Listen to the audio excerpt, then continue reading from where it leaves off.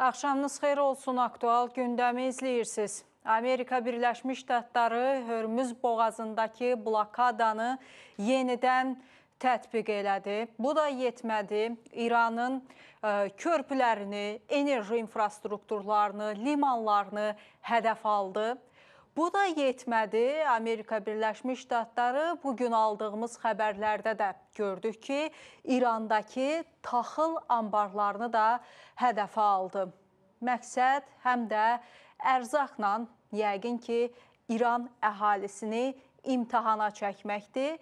Ümumilikdə bu endirilən zərbələrin strateji əhəmiyyəti nədir?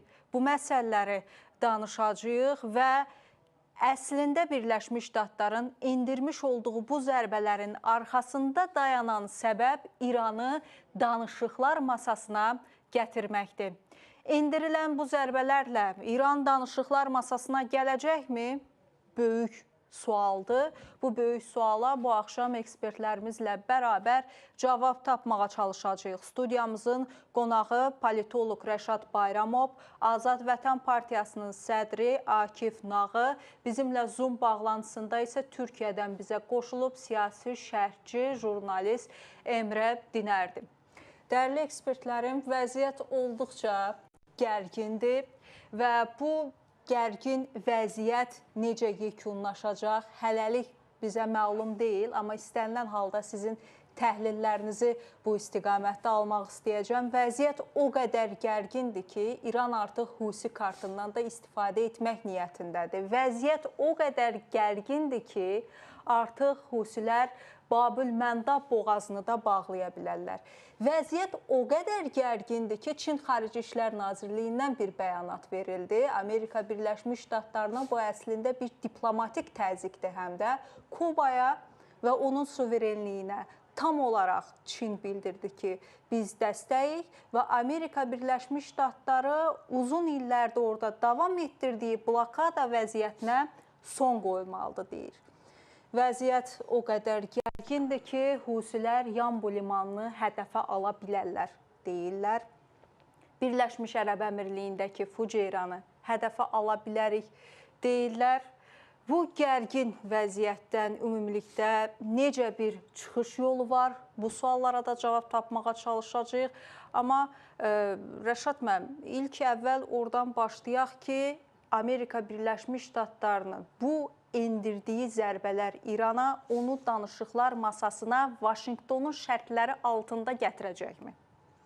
Təbii ki, Vaşinqtonun istəyi ondan ibarətdir. Yəni, bu və ya digər şəkildə Tehranı danışıqlar masasında Amerika Birləşmiş Ştatlarının şərtlərini qəbul etməyə məcbur etməkdən ibarətdir. Biz bu, ümumiyyətlə, son eskalasiyanın baş vermə səbəblərinə baxanda da görürük ki, problem bu və ya digər şəkildə əsasən Hörmüzlə bağlıdırsa, Hörmüz əslində İranın əlində həm danışıqlar masasında, həm ümumiyyətlə Amerika Birləşmiş Ştatları ilə münasibətlərdə bir strateji kartdır.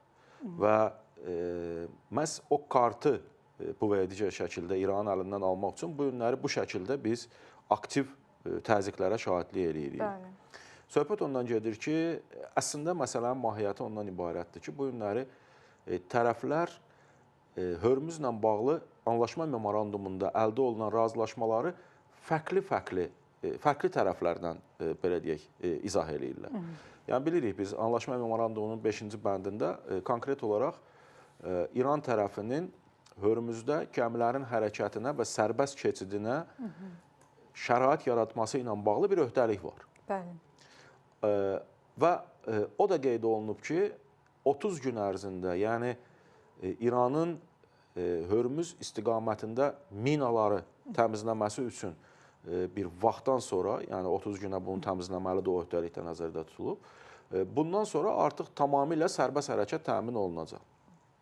Və paralel olaraq qeyd olunub ki, Hörmüzün bundan sonra fəaliyyətinin və orada gəmilərin hərəkətinin, belə deyək, müəyyənləşdirilməsi üçün sahilyanı ölkələrlə və o cümlədən də Omanla birgə sxemin hazırlanması üçün bir fəaliyyətə start veriləcək.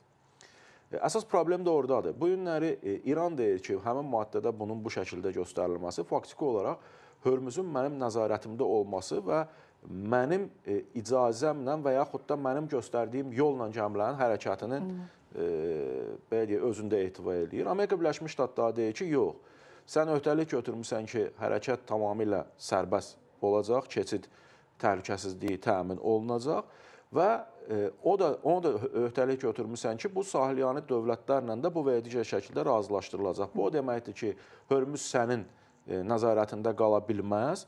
Bu beynəlxalq hüquq nəyi deyirsə, boğazlarla bağlı, beynəlxalq dəniz suları ilə bağlı o cür fəaliyyət olmalıdır. Onun nəticəsində də bu günləri İran, belə deyək, Hörmüz kartını əlində saxlamaq üçün Sepahın və yaxud da İranın digər hərbi strukturlarının icazəsi olmadan və yaxud da göstərdikləri marşrutdan kənarda istənilən gəmini hədəfə alaraq bu və ya digər şəkildə özünün Hörmüz üzərində nəzarətini tanınmasını istəyir.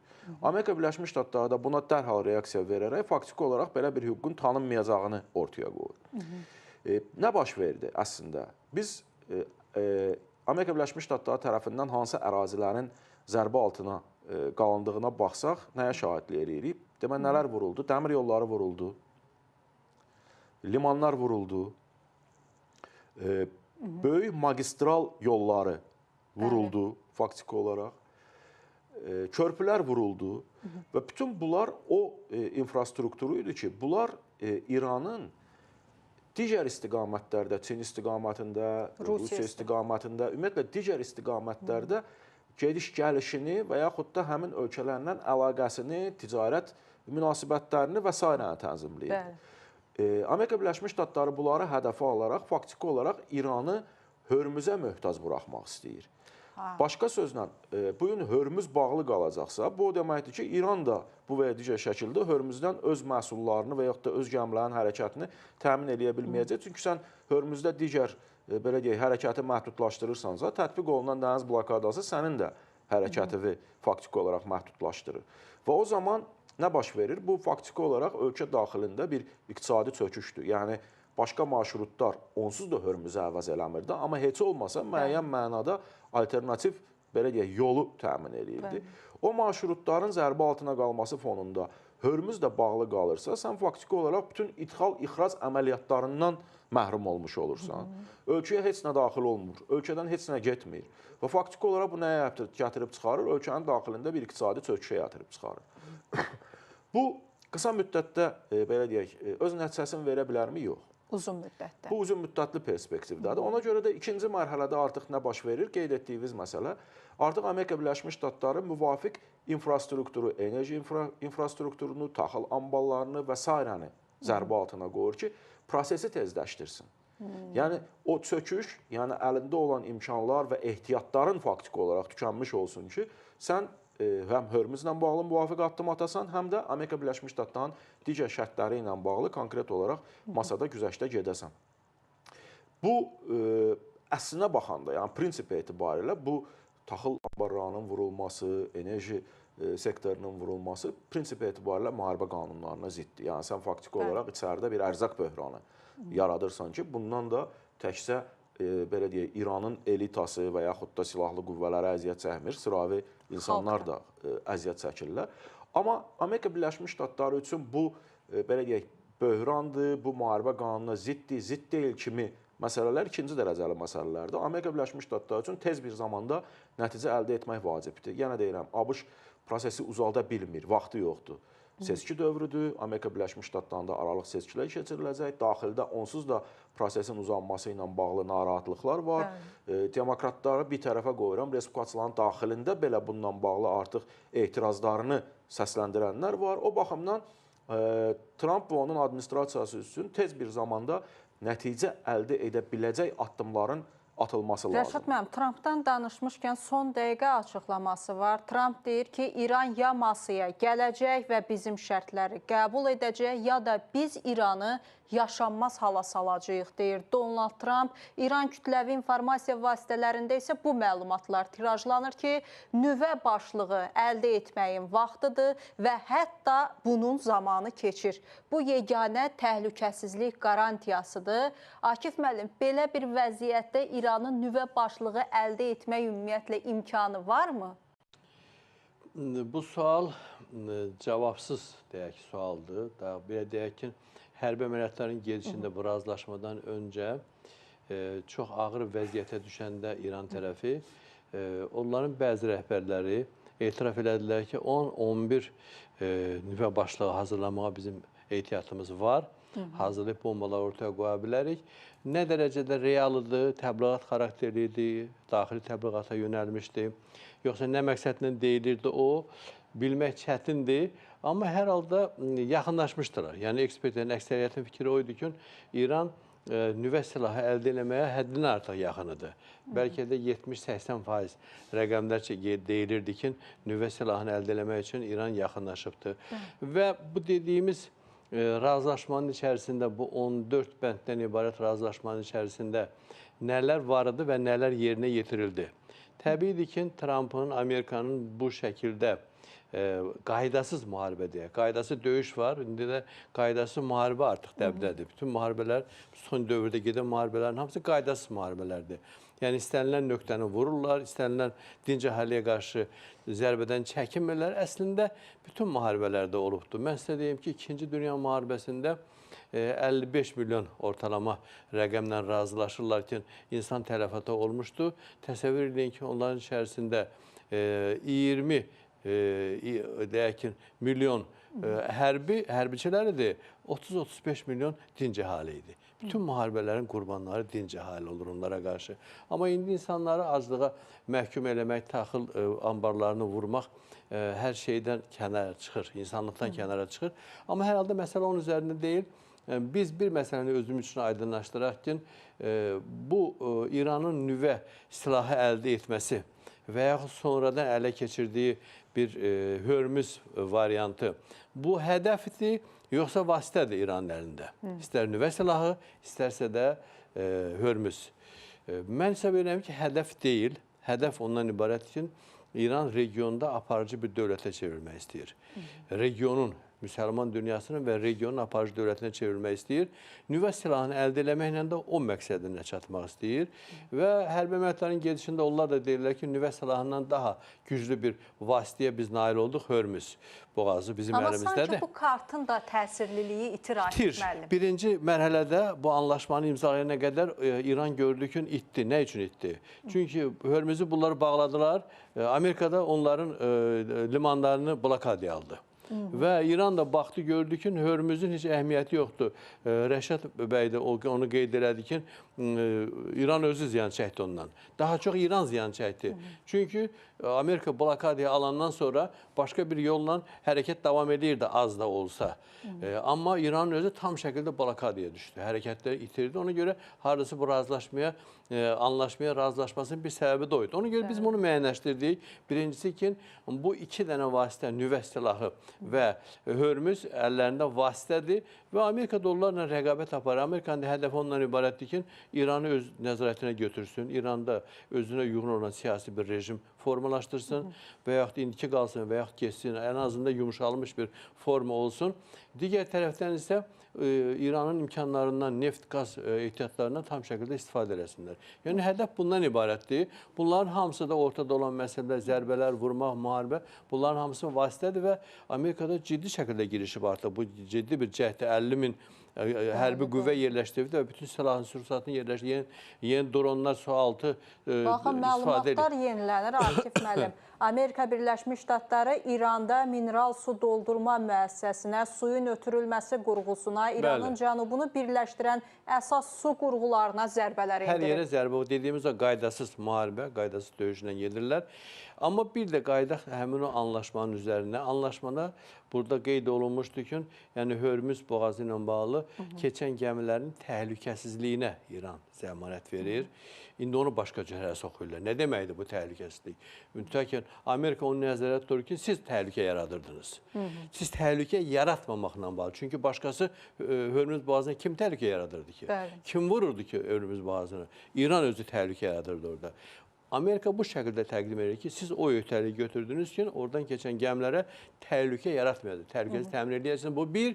İkincisi 60 gün ərzində, orada yarımçıq bir cümlədə ondan ibarət ki, 60 gün ərzində bunlar Hörmüz boğazından rüsum götürməyəcəklər. Bəli. Yarımçıq ona görə yarımçıqdır ki, bəs 60 gündən sonra nə olacaq? Yəni İranı ayaqlandıran odur ki, mən 60 gün demişəm. 60 gündən sonra mənim şərtlərim yerinə gələcəkdir.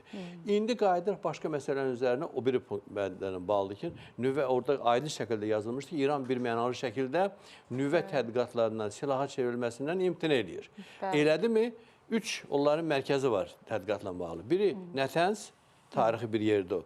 İkincisi Fordo, üçüncü ilə bağlı məlumat ortaya çıxdı. İran təksib eləmir hələlik. Yəni o Pikaks dağı deyirlər. Biz o məsələyə də gələcəyik. Bəli, bizim o Zagros dağının davamı, silsilə davamında, qədim bizim Zagros dağıdır, Azərbaycan türklərinin. Orada 80-100 metr dərinlikdə yenidən baza yaradıblar və həmin bazada tədqiq işlərini davam elətdirirlər. O da 80-100 metr dərinlikdə olanda bombaların indiyə qədər olan Amerika bombalarında o dərinliyə təsir edə bilmir. Yəni orada da İran o danışıqlardan, razılaşmalardan geri çəkilir, tədqiqatlarını davam elətdirirdi. İndi bax, görək bu hadisələr bu şəkildə başladı. Hadisələr bu şəkildə gedir və aydın şəkildə Amerika tərəfindən göstərir ki, bu məsələni nöqtələmək istəyir. Aydın və Akif müəllim. Nöqtələmək nədir? Nöqtələmək təzə gəlib danışığa oturmasın. İran gəlir, oturur, bir söz deyir, elə deyir. Bizim şərtlərimizi qəbul eləsin. İndi Donald Trump da bir həftə vaxt qoyub İrana. Görək nəticəsi necə olacaq? Hazırda bizimlə həm də siyasi şərhçi Kənan Novruzovdur. Salam, sizi də salamlayıram. Xoş gəlmisiniz. Biz sizinlə də söhbətimizə davam edəcəyik. Amma mən Əmrə bəydən soruşmaq istəyirəm. Əmrə bəy, siz bu prosesləri necə oxuyursunuz? Tərəflər arasında bu baş verən proseslərin yekununu, gedişatını necə sezirsiniz? Analizlərinizi, fikirlərinizi sizdən eşitmək istəyərdim. Evet Arzu Hanım, tekrardan iyi akşamlar hem değerli konuklarınıza da. Şimdi aslında şu sürece, yani gelinen şu noktaya kadar Amerika Birleşik Devletleri ile İran savaşı sona erdirmek için seçeneklerinin aslında giderek azaldığı gerçeğiyle yüzleşmeye başladığını söyleyebiliriz. Yani tablo onu gösteriyor. Şimdi ara seçimlere ilişkin endişeler tabii ki yükselen petrol fiyatları Trump'ı artık kısıtlamaya başladı. Ara seçim yapacak. Tahran'sa acı verici deniz ablukasına dayanabileceği umuduyla aslında bir kumar oynuyor. Yani ne kadar süre gideceği belli değil. Aslında şu en önemli sorulardan bir tanesi. Şu aşamada şu soruyu sormak lazım. Acaba hangi ülke öncelikle pes edecek? Şu anda meydana gelen tablo bize bu soruyu yöneltiyor. Şimdi Amerika Birleşik Devletleri'nin burada aslında bekleyen bir tehlike de var. Buna örnek verecek olursak tarih tekerrürden ibarettir. Sözüyle bağdaştırmak gerekiyor. İngiltere, hatırlayacağınız üzere 1882 yılında sömürge yollarını güvence altına almak için kontrolünü ele geçirdiği Süveyş kanalında hakimiyeti Mısır'a kaptırmıştı. Akabinde ne oldu o süreçte? İngiltere Süveyş kanalındaki hakimiyetini kaybetti. Burada ise Amerika Birleşik Devletleri'nin bölgedeki hegemonyasının çöküş provası mı olarak görmek lazım. Çünkü halihazırda Amerika Birleşik Devletleri Hürmüz Boğazı'ndaki İran'a karşı kaptırırsa hem maddi, manevi, politik, jeopolitik olarak bu kez Amerika Birleşik Devletleri'nin hegemonyasında bir sıkıntı meydana gelebilir. Yani bir sorgulama başlayabilir. Bunu ifade etmekte yarar var. İran ise özellikle iki tane şeyle uğraşıyor. Bunu söyleyelim. Bir, Amerika Birleşik Devletleri ile halihazırda bu mevcut krizi yönetmeye çalışıyor. Askeri bir operasyonuna asla karşı olduğunu ifade edelim İran'ın. Bir de devrim muhafızlarıyla birlikte bir yönetim krizi var şu an. Çok bariz bir şey. Yani İran'da yönetimdeki kriz savaşa da yansıyor. Karar mekanizmasını kim veriyor? Bu açık bir şekilde sorgulanıyor. Peki şimdi aslında krizin temelindeki ana maddelere de biraz değinecek olursak, şimdi ABD ile anlaşma mı, mücadeleye devam mı diyenler var. Şimdi Cumhurbaşkanı Mesut Pezeshkian biliyorsunuz, hatta devlet televizyonunu çok sert bir şekilde ifade etti. Dedi işte diplomatik kanadın önceliğine biz önem veriyoruz. İşte savaşın ekonomik maliyetini azaltmak gibi hedeflerinin olduğunu söyledi. Dolayısıyla yaptırımları hafifletmek, Amerika ile en azından geçici bir uzlaşmayı sağlamak gibi bir derdi var. Ama devrim muhafızları öyle değil. Devrim muhafızları Amerika'ya verilecek veya müzakere sürecindeki her bir görüşme tavizlerin İran'ın caydırıcılığını zayıflatacağını düşünüyor. Dolayısıyla sertlik yanları, savaşın ardından İran'ın teslim olmaması, Hürmüz üzerindeki baskı kapasitesinin korunması noktasında savunuyor. Bu da tabii ki elbette şu soruyu soruyor. İran'ın savaş sonrası yönünü diplomasiye mi çevirecek, siyasi kurumlara mı, yoksa devrim muhafızlarının güvenlik mantığı mı belirleyecek? Siz necə hesab anlaşmayı? edirsiniz? İran üzünü hara çevirəcək? Şu anda bunu söylemek elbette zor gibi görünüyor ama şunu söyleyelim. Eğer Amerika Birleşik Devletleri ile olası bir diplomasi yönünü seçerse İran, elbette burada devrim muhafızlarının bir noktada yönetimdeki gücü biraz kırılmış olacak. Ama çatışma devam ettiği müddetçe çatışmadan beslenen bir devrim muhafızları var. Yani kontrollü çatışma, şu an yaşanılan kontrollü çatışma aslında devrim muhafızlarına yarıyor. Bundan sonra necə hesab edirsiniz Kənan bəy? Diplomatiyanın şansı var. Düşünmürəm ki, diplomatiya pəncərəsi tam qapanıb və təbii ki, tərəflərin ikisi də qarşılıqlı şəkildə güzəştə geçsələr, bəlkə də indi hazırki gərginlik də hansısa məqamda yenidən aradan qalxması mümkündür. Amma indiki halda mən düşünmürəm ki, İran və ABŞ buna tam hazırdır. Çünki ikisi də deyir ki, bizim şərtlərimiz qəbul olunmalıdır və ikisi də hazırda diktə dili ilə danışmağa meyillidir. Və ümumiyyətlə mən istisna eləmirəm ki, ola bilsin ki, dünya çempionatı bitəndən sonra ABŞ-da, futbol üzrə dünya çempionatı bitəndən sonra və bəlkə də aralıq seçkiləri ki, keçiriləcək, bilirsiniz, ondan sonra yenidən daha böyük müharibə başlaya bilər. Bundan da böyük. Yəqin ki. Çünki Böyük müharibə deyəndə nəyi nəzərdə tutursunuz? Regiona yayılmış müharibəmi? Daha çox Onsuz böyük da deyəndə yayılır. onun yox, müddətinin mən daha uzun müddətli olacağını proqnozlaşdırıram ki, 40 gündən kifayətlənməyə bilər və aylar boyu davam etməsi mümkündür. Uzun müddətli müharibə. Çünki nə İran, nə də ABŞ görürsünüz ki, geri çəkilənə oxşamır. Amma bu ikisi üçün də ziyanlıdır. Məncə indi daha çox qarşılıqlı kompromis yolunu tutmaq hər iki dövlət üçün faydalı olar. Amma təəssüf ki, bunu proqnozlaşdırmaq asan deyil. Və bu baxımdan istisna eləmirəm ki, dediyim kimi, ola bilsin ki, ilin sonuna yaxın yenidən indi daha çox idarə olunan gərginlikdirsə, bəlkə də hansısa mərhələdən sonra artıq kontrol itə bilər və biz müharibənin aylarla davam edəcəyini müşahidə edə bilərik. Maraqlıdır. Larijani də bir açıqlama vermişdi. İranın ali liderinin keçmiş baş müşaviri Məhəmməd Cavad Larijani bildirib ki, ölkə 3-4 il davam edə biləcək mümkün münaqişəyə hazır olmalıdır. Artan gərginlik fonunda o İranın iqtisadi və müdafiə hazırlığını da gücləndirməyə çağırıb. Yəni sizin qeyd elədiyiniz kimi çox illik müharibəyə hazırlaşmağa çağırış edib Larijani.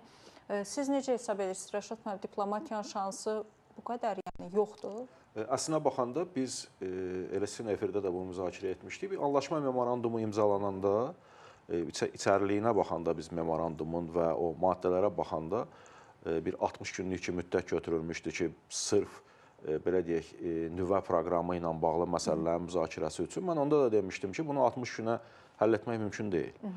Və onda da qeyd etmişdim ki, əslində məqsəd bu 60 gündən sonraki dövrdə prosesi yenə də uzatmaq, daha bir 60 gün, ondan sonra daha bir 60 gün və nəticə etibarilə prosesi Amerika Birləşmiş Ştatlarındakı seçkilərə qədər gətirib çıxarmaq. Ondan sonraki mərhələdə artıq daha rahat şəkildə, belə deyək, Trump administrasiyasının addımlar atması mümkün olacaqdı və bu da Kənan bəyin qeyd elədiyi kimi uzun müddətli prosesi də əhatə edə bilər. İndi bundan sonra Rəşad müəllim, hansı addımlar atıla bilər? Daha hansı addımlar reklam fasiləsindən sonra deyin? Oldu, deyərəm. Reklam fasiləsinə ayrılırıq.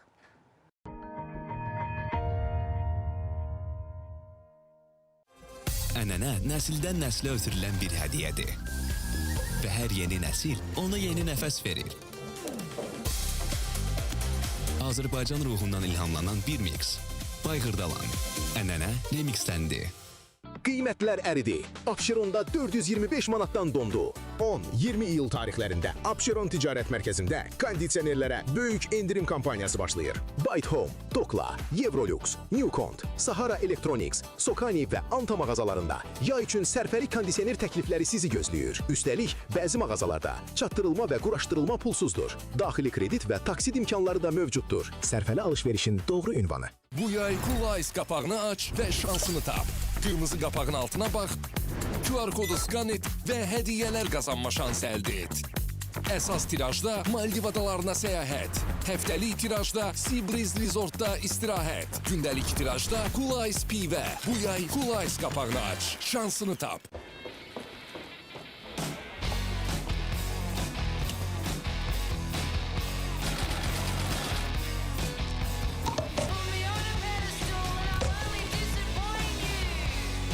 Magnum xüsusi zövqlə hazırlanmış şokoladı və məxməri dondurması. Dad həzzini yaşatmaq üçün yaradılıb. Brilliant parlaqlığı ilə öz Prime Eranı yaşa. Yeni Garnier Fructis seriyası, bitki keratini və suya davamlı texnologiyası ilə saçlara 100 saata qədər güzgü parlaqlığı verir və 5 qat daha çox amarlıq. Bu parıltıdan daha çoxdur. Bu sənin brilliant parıltılı Prime Erandır. Garnier Fructis. Ənənə nəsildən nəslə ötürülən bir hədiyyədir. Və hər yeni nəsil ona yeni nəfəs verir. Azərbaycan ruhundan ilhamlanan bir mix. Bayğırdalan. Ənənə remixdəndir.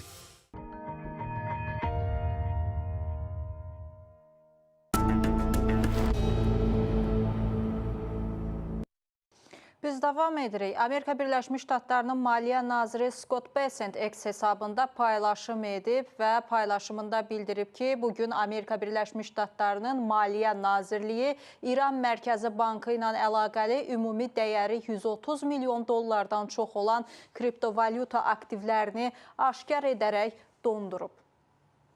Daha hansı addımlar atılacaq? Yəni, başqa sözlə, indiyə qədər dondurulmuş vəsaitin qaytarılmasından söhbət gedirdi, amma indi faktiki olaraq yeni vəsaitlər belə dondurulur. Gələk bayaqki suala, plan ümumiyyətlə bundan ibarət idi. Yəni, mənim nəzərimcə ki, danışıqlar prosesi uzansın və seçkilər bitəndən sonra ABŞ daha rahat hərəkət etsin. Amma İran prosesi pozdu. Yəni, başqa sözlə, İran, belə deyək, Oman istiqamətindən hərəkət edən gəmiləri hədəfə almaqla faktiki olaraq Hörmüz üzərində nəzarəti özünün tamamilə təmin edilməsini istədi ki, bunu da Amerika Birləşmiş Ştatları boş buraxıb prosesi soruya saxlasaydı, İran mövqeləri daha da güclənmiş olacaqdı. Yəni, İran faktiki olaraq artıq nəyə başlamışdı? O dağıdılmış, bayaqları da Akif mənim adlarını çəkdi, nüvə obyektlərinin bərpası istiqamətində addımlara başlamışdı. Həmin o dağıdılmış nüvə obyektlərinin üzərinin təmizlənməsi, yeni örtüklərin vurulması və s. kimi fəaliyyətə başlanmışdı ki, bu da nəticə etibarilə o deməkdir ki, İran faktiki olaraq bu fürsətdən, yəni verilmiş o imkanlardan başqa məqsədlər üçün istifadə etməyə başlayır. Bu nədən irəli gəldi? Bu ondan irəli gəldi ki, İran Amerika Birləşmiş Ştatlarının sonacan anlaşma memorandumuna sadiq qalacağını düşünmədiyi üçün bir hazırlıq prosesinə başlamışdı. Amerika Birləşmiş Ştatları da haqlı olaraq İranla bağlı hər hansı bir etimad olmadığına görə onun indiki Hörmüz istiqamətində bu cür addımlarını soruya saxlayıb məsələni uzatmaq istəmədi. Proses indi başladı. Başqa nələr ola bilər? Baxın, biz bayaq qeyd elədik, nələr vurulur, daha böyük maştabda və s. və ilaxı. Amma Hörmüzün uzun müddət bağlı qalması fonunda, xüsusən də son NATO toplantısında NATO ölkələrinin istəyir Rusiya ilə bağlı, istəyir Çinlə bağlı, istəyir İranla bağlı faktiki olaraq ortaq mövqe sərgilədiyi bir mərhələdə nə ola bilər? O ola bilər ki, Hörmüzün uzun müddət bağlı qalması fonunda artıq Avropa İttifaqı ölkələri də hansılar ki, bundan olduqca böyük belə deyək, əziyyət çəkirlər, enerji qiymətinin qalxmasından. Bu və ya digər şəkildə Amerika Birləşmiş Ştatlarının yanında durub, onunla birlikdə prosesdə iştiraka qoşula bilərlər. Eyni şeyi mən qeyd edirəm həm də Körfəz ölkələrinə. Bu günləri çətinlik var, bu günləri narahatdılar, bu günləri tək başına İran üzərinə belə deyək, hərəkətlənmək imkanları yoxdur. Amma sabahları Amerika Birləşmiş Ştatları, Avropa İttifaqı böyük ölçüdə vahid şəkildə İranla bağlı proseslərdə hərəkət etməyə başlasa, Körfəz ölkələri də bu və ya digər şəkildə öz maraqlarını təmin etmək üçün, yəni heç kimə sir deyil ki, Körfəz ölkələrində təkcə ABŞ hərbi bazaları vurulmur axı. Körfəz ölkələrində bu ölkələrin özlərinin limanları vurulur, bu ölkələrin turizm sektoru demək olar ki, çöküb. Yəni külli miqdarda hər kəsən gün maliyyə etkisi ilə üzləşirlər bu ölkələr və nəhayətdə bunların da bir cavab vermək, belə deyək, haqqı doğa bilər. O zaman artıq indiyə qədər belə deyək, imkansız görünən quru əməliyyatları məsələsi də gündəmə gələ bilər. Bu günləri imkansızdır, bu ağılsızlıq hesab olunur. İran ərazisinə quru qoşunlarının keçməsi faktiki olaraq onları belə deyək, bilə-bilə ölümə göndərmək kimi bir şeydir. Amma indidən danışmırıq axı biz. İranın, baxın, bayaq qeyd elədim, bütün digər istiqamətlərdə, hətta Hindistandan gələn yolları belə bombalanıbsa, əlaqə kəsilibsə, Hörmüz də bağlı olacaqsa, ölkədə bir 3 ay, 4 ay, 5 aylıq bir iqtisadi çöküş baş verəcəksə, artıq insanlar da ənənəvi olaraq xarici müdaxilə fonunda hakimiyyətin yanında dayanmaqdan imtina eləyəcəklərsə, bu fonda belə deyək, dediyim ssenari reallaşa bilər. Yəni artıq quru qoşunlarının da hansısa formada hərəkətlənməsi baş verə bilər. Təbii ki, bura PKK yaraqlıların, hansılar ki 40 günlük müharibə dövründə Trump özü elan elədi ki, biz onları silahlandırmışdıq. Hətta içəridə etirazçılara belə silahları verməsini tapşırmışdıq, ancaq onlar bunu etmədilər kimi bəyanatlar səsləndirmir. Sabah bu ssenarilərin hamısı ola bilər. Məsələ orasındadır, vəziyyət böyüyə bilər. Trump indidən deyir ki, mən Xərq adasına qoşun çıxartmağı, belə deyək, nəzərdən keçidirəm. Yəni, sabahları bütün bunlar bu və ya digər şəkildə baş verə bilər. Ona görə də, baxın, əldə olunan son anlaşma memorandumu, Hörmüzlə bağlı problemi kənara qoysaq, əslində İran üçün tamamilə yeni imkanlar açırdı.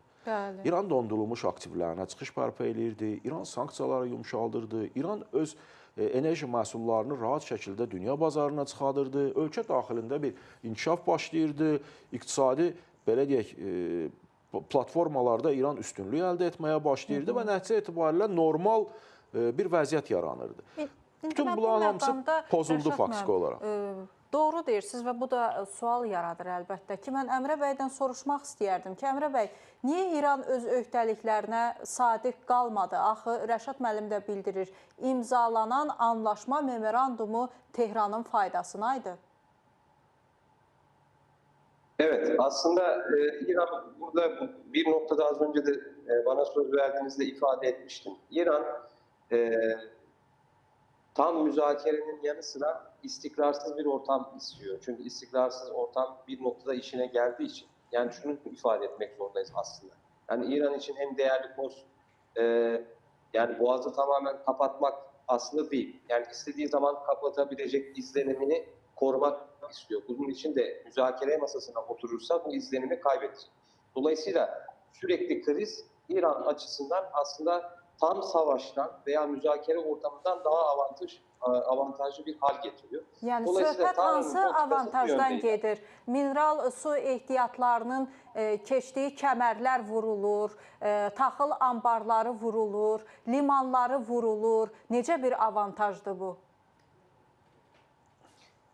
Evet, şimdi şunu da ifade etmekte yarar var. Amerika Birleşik Devletleri'nin altyapı sistemlerini tıpkı Rusya'nın Ukrayna'ya yaptığı gibi altyapı sistemlerini hedef almasının en büyük sebeplerinden bir tanesi müzakere masasına çekmek.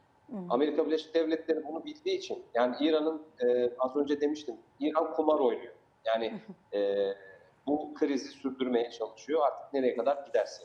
Ama bu kumar biterse halihazırda Amerika Birleşik Devletleri amacına ulaşıp bir noktada biraz daha altyapı sistemlerini harekete geçirerek, yani altyapı sistemlerini bir noktada çökertmek demek aslında iç cephede bir kriz ortamı oluşturmak da yine Amerika'nın planları arasında. Bunu da ifade edelim. Şimdi şöyle örnek verelim. Tahıl ambarınız gitti. Su, can hayat suyu. Hayat suyun Amerika Birleşik Devletleri tarafından imha edilmesi demek İranlıları bir noktada sokağa döküp İran'da iç çatışma ortamı hazırlamaya da müsait bir ortam oluşturur. Dolayısıyla Amerika Birleşik Devletleri aslında sadece müzakere masasına çekmiyor İran'ı. Bir noktada İranlıları mevcut rejime karşı vermiş olduğu desteği tamamen tersine çevirmek suretiyle altyapı sistemlerine hedef alıyor. Çevirər mi bu İran xalqını sistemə qarşı? Sisteme karşı biraz daha devam ederse elbette. Çünkü az önce ifade ettiğimiz gibi yani mesela Arzu Hanım düşünün ülkenizde bir savaş meydana geliyor Allah korusun. Su sistemleriniz hedef alınıyor. Bunda uluslararası arenada görünen bir çözüm var. O da müzakere. Siz olsanız ne dersiniz? Ben hayatımı idame ettirmem için tahıl gerekiyor gıda almam için. Su aynı keza ona ulaşmam lazım. Bir noktada artık sokağa çıkıp bir an önce anlaş tarzında bir noktaya da gelebilir. Böyle bir senaryoda bana göre muhtemeldir. Sepah nə istəyir Akif müəllim? Mən heç nə başa düşmürəm. Avantaj Çox istəyirsə deyilibdir, avantajdan da başqa çox deyilibdir. Yenə də gəlir onun üzərindəki. Sepah yaranmış bir vəziyyətdə hakimiyyəti götürmək istəyir. Yəni biz onlara normal məntiqlə yanaşırıq ki, normal bunlar düşünür. Götürməyib mi? Hakimiyyət zaten Sepahda deyilmi? Belə görsənir ki, orada bir yarımçılıq var. Çünki İran mənbələrinə söykənərək belə bir məlumat da yayıldı ki, həmin o 3 gəmi ki, Oman sahillərindən keçirdi. Sepah tərəfindən İslam İnqilabı Keşişçiləri Korpusu tərəfindən vurulduğu deyildi. Amma bir ifadə işlətdilər ki, nəzarətdə olmayan qruplaşmalar tərəfindən vurulubdur. Deməli, belə çıxır ki, Sepahın da içərisində nəzarətdə olmayan qruplaşmalar var. Sepahın mərkəzinə tabi olmayan qüvvələr var. Yəni, ona görə də bir o hakimiyyət boşluğu var orada. Tam şəkildə hakimiyyəti götürə bilmirlər. Götürsələr də necə idarə edəcəklər, onu düşünürlər. Bir sistem var idi, ali dini lider oturdu sistemin xarşısında. Bunlar hər işlərini görürdülər. Yeni bir sistemi qura biləcək, yoxsa yeni sistem qurmaq çətin bir məsələdir. Ona görə də biz onların hərəkətlərində məntiq axtarırıq ki, Rəşad bəy də dedi ki, hər şey onların xeyrinə idi anlaşma ilə bağlı. Aktivlər, dondurulmuş aktivlər açılırdı, imkanları yananırdı. Bir tərəfdən onlar başa düşdülər ki, Amerika axıra qədər onların vəziyyətinin yaxşılaşması xəttini götürməyəcəkdir. Amerika bu müharibəni başlamamışdı ki, İranda hər şey yerinə qayıtsın, inkişaf eləsinlər, hər şey yerində olsun. Onu hansısa formada pozacaq, onlar da onu başa düşürlər. Ona görə də o verilən vədlərin həyata keçməyəcəkdir. Onlar özləri üçün öz məntiqi ilə düşünürlər və fikirləşirlər ki, boğaz bizim ixtiyarımızda olsa, Hörmüz boğazı, bəlkə də biz nəyəsə nail ola bilərik. Başqa bir məsələnin, yəni burada deyildi, uzun müddətə gedəcəkdə müharibə məsələsi. Mən hesab edirəm ki, Amerika uzun müddətli müharibə aparma fikrində deyil. Amerikanın hədəflərinə, məqsədinə, praktikasına uyğun gəlməyən bir məsələdir. Vietnamda uzatdılar müharibəni, sonra da məğlub oldular. Əsas da Trumpın praktikasına heç uyğun deyil. Yoxdur. Ona görə də mən ilin sonuna, dekabr ayına, yəni əvvəl də biz müzakirə deyirdik ki, həcc ziyarəti o da amil eləyən bir məsələdir. Səudiyyə onların müttəfiqləridir. Onun mövqeyini nəzərə alırlar. Dünya çempionatında bütün dünyanın diqqəti oradadır. Amerikada ev sahibliyi eləyir. O məsələdə təsir eləyirdi. İndi seçkilər də təsir eləyir. Aralıq seçkilər də təsir eləyir. Yəni, birinci yerdə deyil aralıq seçkilər. Trump üçün onsuz da o qalib gəlməyin formalarını bilir, yollarını bilir. Və dekabr ayı üçün yəqin ki, onlar İraqda olan kimi, İraqda da dekabr ayında, fevralda, martda başladılar. 2003-cü ildə dekabr ayında yekunlaşdılar. Yəni Səddam Hüseyni ələ keçirməklə, edam eləməklə məsələni bitirdilər. İndi burada da yəqin ki, bu ilin sonuna qədər ola bilər ki, azca keçdi. İnanmıram o 90-cı ildə başlayan bir proses idi də, elə deyilmi? Arada fasilə yaranmışdı, amma son nöqtə... Arada fasilə yarandı. İranla da neçə illər gedir. Suriyada da vəziyyət belə oldu, uzun müddətli. Yəni o finish xətti mən deyirəm ki, 2003-cü ildə fevral, martda başladılar, dekabrda nöqtəni qoydular, biraz çəkdi. İstəyirlər tez olsun yəqin. Amma indi burada da 2025-də başlayıb proses, 12 günlük müharibə, daha sonra fevralın 28-də 40 günlük. İndi finish xəttinə nə qədər var sizcə? Məncə başladılar yenə. Dekabrda bitəcək. Mart-aprel ayında başladılar. Yəqin ki, təxminən deyək ki, onların o sxemini, alqoritmlərə baxsaq, dekabr ayında hardasa belə məntiqlə. Bir də bir məsələ var burada ki, indiki müasir qarşıdurmalarda 2 dənə amil bir yerdə olmalıdır. Bunlardan biri gücdür, biri diplomatiyadır. Yəni biz ya diplomatiya, ya güc sualını qoyanda biz onda hədəfə çalışmış, işləmiş olmuruq. İkisi bir yerdəsə, kim onların ikisini bir yerdə uyğunlaşdıra bilirsə, Onda məsələn Azərbaycan 44 günlük müharibə praktikası da ona son əyani nümunələrdən biridir. İndi orada həmin bu iki tərəfi belə hiss olunur ki, həm bir tərəfdən danışıqlar davam elətdirir, texniki məsələlərlə bağlı dayanmayıb danışıqlar. İranın, Abbas Araqçı Qətərdədir yenə. Bəli, gedir orada, diplomatiya da gedir orada, eyni zamanda gücün də. Çox qəribə bir məntiq yaranır ki, o tərəfdən diplomatlar orada söhbət edirlər, burada da İranda bütün hədəfləri vururlar. Hətta bəzi məlumatlar da çıxdı ki, Abbas Araqçıya qarşı hücumlar da olub. Doğrudur, bu məlumat bir o qədər təsdiqlənmədi, amma kütləvi informasiya vasitələrində də... Ölüm, xəyanətkarsız və s. müxtəlif xəttlər vardır, orada ona görə hakimiyyət formalaşmayıbdır. Yəni, bax, bu iki amili bu günləri Amerikaya birləşdiribsə, deməli, uzun müddətli bir planı yoxdur onun. Yaxın vaxtlarda, nisbətən, maksimum yaxın vaxtlarda məsələni həll eləmək istəyir, bu bir tərəfi. Digər tərəfi isə İran cəmiyyəti, İran rəsmiləri, hakimiyyəti, dövləti nə dərəcədə müqavimət göstərmək gücündədir. Deyək ki, bəli, bu 60 günlük anlaşmaya qədər göstərdi. İsrail də vurdu, İsrail də vurmur. Yəni, müəyyən... Onu da danışacaq. Necəsə İsrail kənarda qalıb, vurulan ərəb ölkələridir. Çox maraqlıdır. Bu tərəfdə də vurduğu da Bəhreyndir, Küveytdir, biraz İordaniyanı da vurdu. Orada da əsasən deyir ki... İsraili böyük şeytan adlandırır. Körfəz dövlətlərini öz oxu ətrafına çəkməyə çalışır, amma Körfəz dövlətləri ortada gedir. Məsələlər var. Eyni zamanda bunun hərbi arsenalının müəyyən qədər bəlkə də tükənməsi prosesi də gedir. Amerika da görür, bunları bilir. Yəni, adekvat cavab verə bilmir. O mərhələdə ki, Amerika başlamışdı, İsrailə vurdu, hər tərəfi vurdu, 4000 kilometrə çatan hədəfinə İsrailə göndərdi raketlərini. Onunla mesaj göndərdi ki, mənim arsenalımda sizin gözləmədiyinizdən də, gözlədiyinizdən də güclü silahlar var. Amma indi görmürük biz onu. Epizodik cavab zərbələri vurur. Amma dəqiq zərbələr indirilir. Bu dəfə dəqiq zərbələr indirilir və burada Çinin rolunun olduğu deyilir. İndi gəldi o məsələ. Bax, bir tərəfdən ki, İranın, ikinci amil ondan ibarət ki, İranın nə qədər hərbi cəhətdən müqavimət göstərmək gücü var. Mən hesab edirəm ki, kifayət qədər yoxdur o güc. Bu bir. İkincisi, bəy də dedi, Türkiyədən qoşulan dostumuz da dedi ki, İran cəmiyyətində bu vəziyyətə nə qədər dözəcəklər. Onsuz da hətta bu 60 günlük anlaşma imzalanandan sonra İran cəmiyyətində müəyyən məlumatlar çıxırdı ortaya ki, insanlar narazıdır.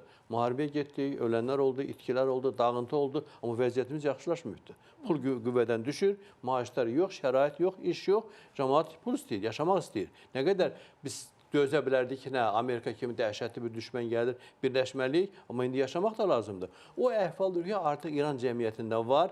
İçəridən Amerikanın istədiyi hədəflərdən biri də odur ki, cəmiyyətin içərisində ac, susuz qalan, imkansız qalan cəmiyyət ayağa qalxacaq ki, bu rejim dəyişməlidir. Bu da, deyək ki, üçüncü amil. Dördüncü amil isə kimdir bunun müttəfiqləri? Rusiyadır, Çindir, ortadadır. Amma onlar axıra qədər Amerikaya qarşı dayanacaqlar, yoxsa yox? İranla bir yerdə mübarizəyə qoşulacaqlar, yoxsa yox? Dünən Sırağayın məlumat çıxdı ki, Putin o qiyamət gününün təyyarəsi deyirlərdi. Hamısı Amerikanın da var, Çinin də var, Putinin də var. Onu göndərib. İrana göndərib. Təsdiqlənmədi məncə. Hələ bilmirəm, mən görmədim. Təsdiqləndi o məlumat.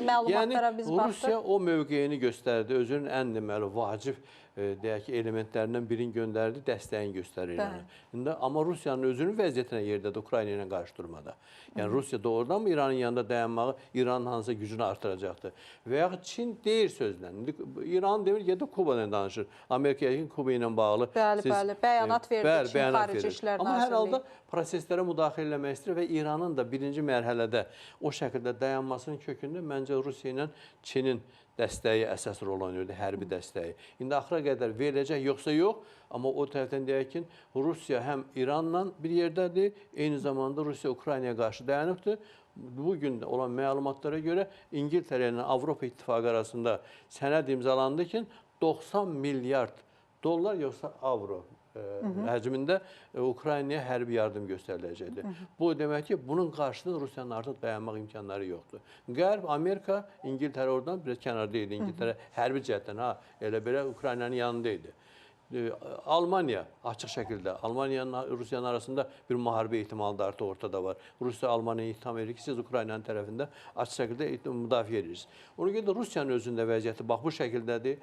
Müttəfiqləri İranın bu vəziyyətdə, daxildəki vəziyyət bu, hərbi gücü bu, Hesab edirəm ki, bu məsələ o qədər də uzanmayacaqdır yəni. Kənan bəy, siz necə hesab edirsiniz? Çinin, Rusiyanın dəstəyi İran üçün nə qədər aparıcı roldadır?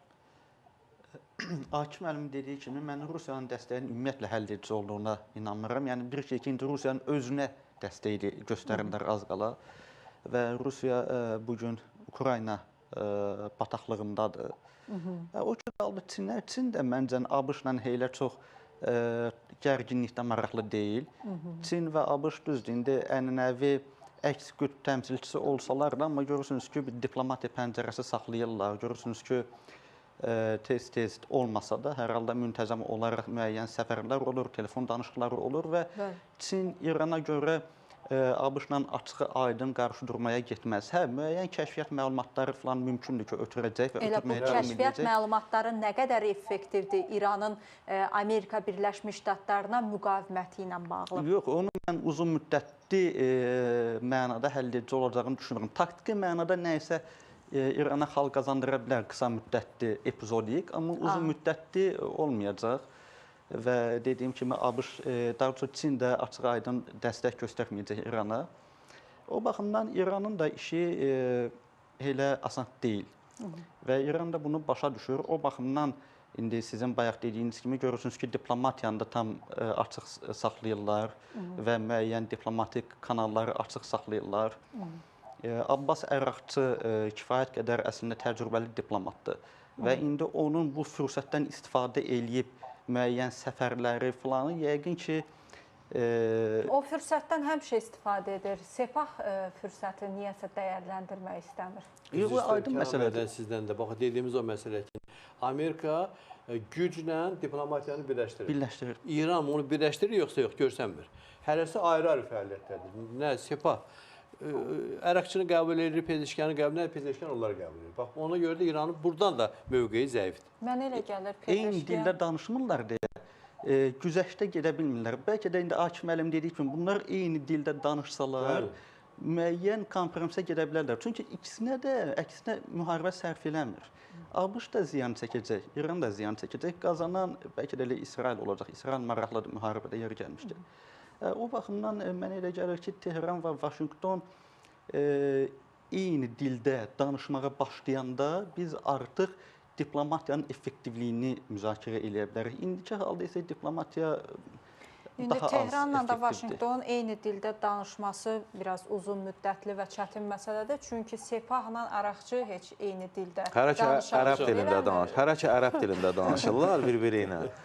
Ərəb dildə deyil, Moltana dilində. Amma birisi problemlərdir. Bu günləri baxın, qeyd olundu Çin və Rusiya faktoru. Təbii ki, Çin ona görə prosesin uzanmasında maraqlı deyil ki, Hörmüz bağlanır və nəticə etibarilə bundan ziyan çəkən, ən böyük ziyan çəkənlərdən biri də Çindir. Çin, İranın uduzmağını istəyirmi? Onu da istəmir. Yəni, nə qədər, belə deyək, Amerika Birləşmiş Ştatlarının qarşısında bu regionda bir güc qalsa, o Çinin marağındadır prinsip etibarilə. Amma yenə deyirəm, Çinin həm də marağında odur ki, özü çox ucuz və lazım olan vaxtda bu enerji məhsulları ilə təmin olunmuş olsun. Çünki Çinin gücü, belə deyək, dünyaya bu günləri yayılması ordu və yaxud da hərbi texnika üzərindən deyil, iqtisadiyyat üzərindəndir. Çin bu gün dünyaya, ayrı-ayrı ölkələrə nəzarəti faktiki olaraq iqtisadi platformada üstünlükləri ilə əldə etmiş olur. Ona görə birinci prioritet onun üçün odur. Rusiya, belə deyək, maraqlıdırmı müharibənin uzanmasında? Ən çox maraqlı olanlardan biri Rusiyadır. Çünki Cavad Zərif kimi danışdınız. Hörmüz nə qədər, belə deyək, Hörmüz nə qədər bağlı qalacaqsa, Rusiyanın enerji məhsullarına dünya bazarında tələbat bir o qədər qalxacaq. Və belə deyək, o hələ böyük ölçüdə bir problem yox idi. Biz 21-ci sanksiya paketi ilə bağlı yeşil qərarın qəbul olunmadığını gördük. Düzdürmü? 2 gün bundan öncə Avropa İttifaqı yeşil qərara yara bilmədi. Gözlərdə də ziyan Bəli, yəni, baxın, Hörmüzdə problem olmasa, digər istiqamətlərdə bu təminat həyata keçirilsə, çox rahat şəkildə bunu qoyarlar. Bunu qoya bilmirlər, çünki problemlər var ortada.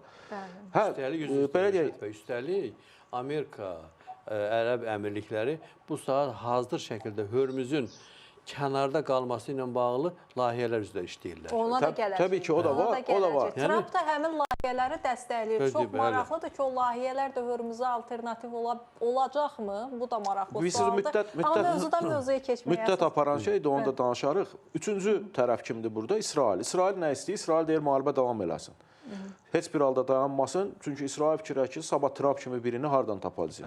Yəni, hakimiyyət dəyişikliyi baş verərsə, belə deyək, hətta elə respublikaçılar yenidən hakimiyyətə gələrsə, Trump qədər mənə dəstək verən ikinci biri və yaxud da mənim maraqlarımı təmin edəcək ikinci biri ortaya çıxacaqmı? Bu məsələ var və Sepah. Sepah da bu və ya digər şəkildə müharibənin davam etməsində maraqlıdır. Çünki qeyd olunduğu kimi hər şeyi öz əlində, belə deyək, cəmlənmə istəyir içəridə. Bu günə qədər ənənəvi müttəfiqlər, ayrı-ayrı dövlət strukturları və s. söz sahibi olanlar var idi ki, onlar bu və ya digər şəkildə Sepahı tormozlamaq imkanlarına malik idilər. Sepah isə indi külli ixtiyarı öz əlinə, belə deyək, alıb və sonacan müharibənin davam etdirilməsini ona görə həm də istəyir ki, insanlarda, yəni kütlədə faktiki olaraq Amerikaya və belə deyək, ölkəyə qarşı hücumlara davam gətirə biləcək ən böyük güc kimi Sepahı görsünlər və bunun yanından çəkilməsinlər. Bu məsələnin bir tərəfidir. İkinci tərəfi odur ki, Sepah artıq demək olar ki, aparıcı ölkələrin əksəriyyəti tərəfindən və dünən də Böyük Britaniya tərəfindən terror təşkilatı olaraq tanınıb. Bu nəyi dəyişəcək, Rəşad müəllim? Deyim, Sepah, bu heç də sabahları məsələn biraz da ciddi qoyub, terror təşkilatıdırsa, bunun üzvləri terrorçudursa, deməli, legitim hədəfə çevrilirlər. Sabahları bunların İran daxilindən kənarda da hər hansı bir hərəkətinin məhdudlaşdırılması, hədəfə çevrilməsi və s. məsələlər var. Sepah deyir, yaxşı, bu günləri bu bizim hakimiyyətlə Amerika Birləşmiş Ştatları razılaşdı. Nəyəsə nail olundu. Bizim axırımız nə olacaq? Mənim İranın dinc şəraitində problem olmadığı halda, hər hamı ilə yaxşıdır, məhsulun satır, pul gəlir, onda mənim vəziyyətim nə olacaq ölkə daxilində? Mən artıq o söz sahibi statusumu faktiki olaraq itirəcəyəm. O baxımdan bu kimi problemlər müharibənin, belə deyək, davam etdirilməsini gətirib çıxarır. Amma ən vacib məsələ bax budur. Nə vaxta qədər dözəsən? Sənin nə vaxta qədər dözmə imkanın var? Qeyd elədik, Çin, Amerika Birləşmiş Ştatları prezidentinin səfərindən sonra böyük ölçüdə biz baxsaq, İranla aralarındakı ticarət dövriyyəsinin həcmində kəskin azalma var. Bəli. Yəni, bu o deməkdir ki, bu və ya digər şəkildə ənənəvi olaraq o texnologiyalar, o çiplər, hansılar ki, İranın raketlərini, dronlarını uzaq məsafəyə uçudurdu, bundan sonra istehsalda onların istifadəsi xeyli məhdudlaşacaq. Rusiya tərəfinin mövqeyi məlumdur. Rusiyanın özü nə verəcək ki, bu dəqiqə İrana? Rusiyanın özü oradan-buradan silah axtarır. Şimali Koreyadan əskər gətirir. Yəni, nə verəcək İrana? Afrikadan. İranın da başqa müttəfiqi yoxdur. Yəni, bir əlin barmaqları qədər müttəfiqi yoxdur. Müsəlman ölkələri içərisində isə ümumiyyətlə müttəfiqi yoxdur. Hamı ilə düşmən eləyib özünü. İran təklənib. Bütün qonşularla problemi var. Pezeşkiyan hakimiyyətə təzə gələndə yaxşı bir söz dedi. Dedi, biz özümüzə baxmalıyıq. Necə olur ki, Amerika Birləşmiş Ştatları okeanın o tayından gəlir, bizim qonşularımızın hamısı ilə yaxşı münasibətləri var. Biz buradan bura qonşularla yaxşı münasibət qura bilmirik. Bəlkə biz özümüzə baxaq. Yəni, problem bəlkə bizdədir. Yəni, hamı pis ola bilməz ki. Hamı ilə sənin problemin varsa, deməli, problem səndədir da. Sən özüvə bir, belə deyək, təzdən baxmalısan, siyasəti və təzdən baxmalısan. İran bunu bacaracaqsa, o zaman problem olmayacaq. Yoxsa ki, ancaq bu şəkildə bir tərəf orada danışıq aparacaq, bu biri tərəf deyəcək ki, o danışan vətən xainidir. Ali dini liderin adından bəyanat verildi, təzə anlaşma memorandumu imzalanan günün səhərisi.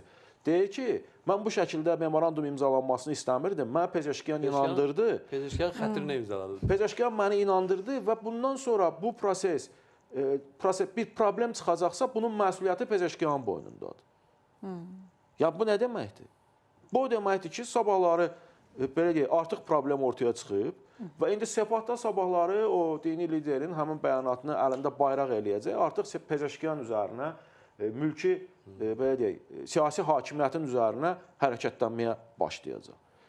Ya, bu məntiqlə, bu kafa ilə, bu belə deyək, təfəkkürlə nəyisə nail olmaq mümkün deyil. Belə başa düşdüm ki, İran həm tükənib hərbi cəhətdən, həm diplomatiya baxımından düzgün qərarlar ala bilmir. Yox, diplomatları kifayət qədər düzgün qərar verir. O diplomatların qərarına daxildə riayət edən yoxdur. Parçalanma var, iki tirəlik var. Yoxsa ki, o ərəqçi Vitkovdan da, Kuşnerdən də milyon dəfə güclü, belə deyək, diplomatdır. Olan heç biri diplomat deyil. Vitkov nə vaxtdan diplomat olub, Kuşner kimdir ki, diplomatlıq eləsin. Yəni, onların diplomatiyası ancaq təzyiqə, gücə, Amerikanın arxalarındakı biz dağıdacağıq bu olmasa, bunu eləməsən, bunu eləyəcəyə söykənib. Yoxsa pezeşkenlə işləyir. Diplomatik bir şey yoxdur ortada. Biz İran zəifləyib deyə bilərikmi, Rəşad müəllim? İran xeyli zəifləyib.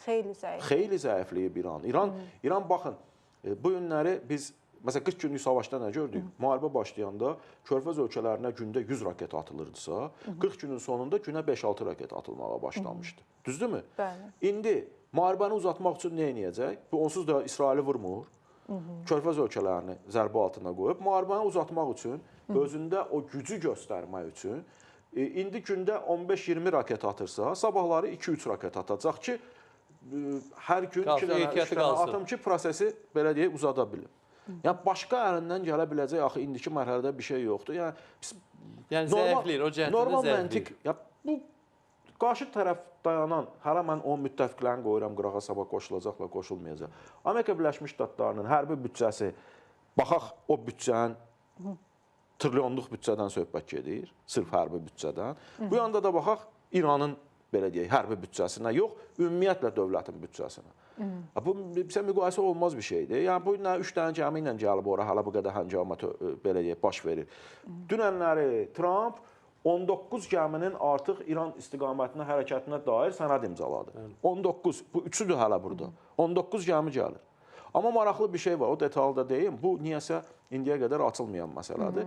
Dünənləri Trump bir bəyanatla çıxış elədi və bildirdi ki, mən Körfəz ölkələrinin Hörmüzdən keçən gəmilərinin təhlükəsizlik hərəkəti üçün alacağım 20% rusumdan imtina eləyirəm, onu sərmayə olaraq Amerika Birləşmiş Ştatlarının iqtisadiyyatına qoyacaqlar. Yəni, başqa sözlə, Trump deməli, bu Körfəz ölkələrindən belə bir razılaşma əldə edib. Ki, mən İranı orada sakitləşdirəcəyəm, amma siz bundan sonra İran bir də sizə təzyiq göstərməsin deyənə, oradan keçən hər gəmimizin qazancından mənə 20% ödəyəsiniz. Yəni, buna qədər razılaşma olub ortada. Yəni, təsəvvür edirsiniz, indi Amerika Birləşmiş Ştatları hər şeydən, bundan hamısından imtina eləsin. Nüfuz itirmək boş şeydir. Amerika Birləşmiş Ştatları Vyetnamda, İraqda, Əfqanistanda nüfuz itirdi. Nə oldu ki? Bir aydan sonra bərpa olundu da o nüfuz. Nüfuz ikinci dərəcəli bir şeydir. Amma maraqlarını itirmək, Amerika Birləşmiş, özdə Trumpın hardasa manatını belə itirməsi onun üçün böyük faciədir. Ona görə də düşünmürəm ki, prosesi belə öz başına buraxsınlar ki, İran da nə istəyir eləsin, əşita yaxşı, bacarmır, eybi yox, biraz boş buraxaq. Elə şey olmayacaq. Məsələləri müzakirə edək, amma reklam fasiləsindən sonra bir sıra suallarım olacaq Əmrə bəyə.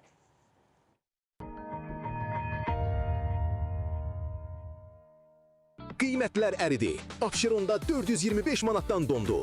10-20 iyul tarixlərində Abşeron Ticarət Mərkəzində kondisionerlərə böyük endirim kampaniyası başlayır. Byte Home, Dokla, Evrolux, Newcont, Sahara Electronics, Sokani və Anta mağazalarında yay üçün sərfəli kondisioner təklifləri sizi gözləyir. Üstəlik, bəzi mağazalarda çatdırılma və quraşdırılma pulsuzdur. Daxili kredit və taksid imkanları da mövcuddur. Sərfəli alış-verişin doğru ünvanı. Brilliant parlaqlığı ilə Öz Prime Eran yaşa. Yeni Garnier Fructis seriyası, bitki keratini və suya davamlılıq texnologiyası ilə saçlara 100 saata qədər güzgü parlaqlığı verir. Sənin brilliant parlaqlı Prime Eran. Garnier Fructis. Bu yay Cool Ice qapağını aç və şansını tap. Qırmızı qapağın altına bax, QR kodu skan et və hədiyyələr qazanma şansı əldə et. Əsas tirajda Maldiv adalarına səyahət. Həftəlik tirajda Seabreeze Resortda istirahət. Gündəlik tirajda Cool Ice pivə. Bu yay Cool Ice qapağını aç. Şansını tap. ABB Play qollar qazandırıb oynayın. ABB-nin məhsullarından aktiv istifadə edin və müxtəlif hədiyyələr qazanın.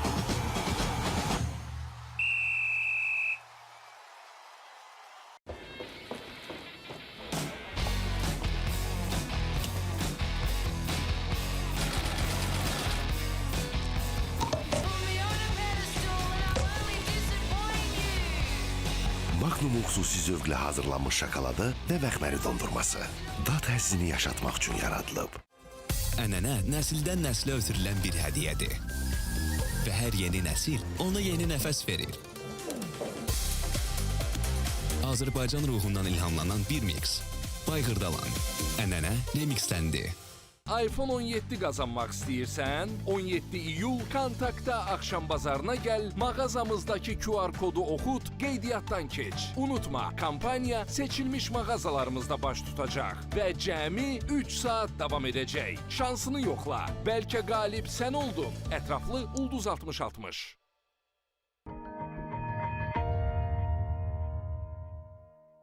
Azovdan sonra növbə Qara dənizə çatdı. Rusiyanın 20 gəmisi Ukrayna tərəfindən eyni anda vuruldu.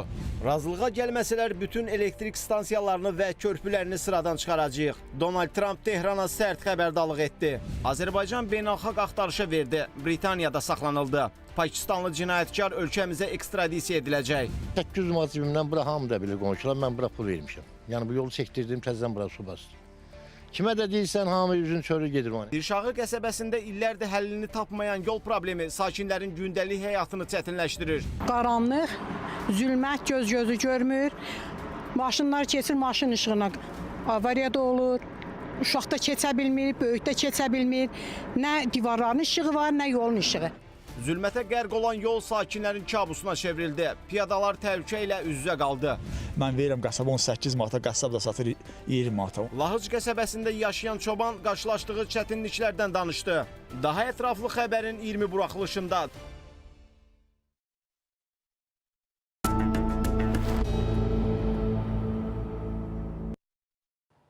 Biz davam edirik. Emre bəy, İran bu qədər zəifləyibsə, Amerika Birləşmiş Ştatları nəzərdən keçirdiyi o quru əməliyyatlarını niyə gerçəkləşdirmir İrana?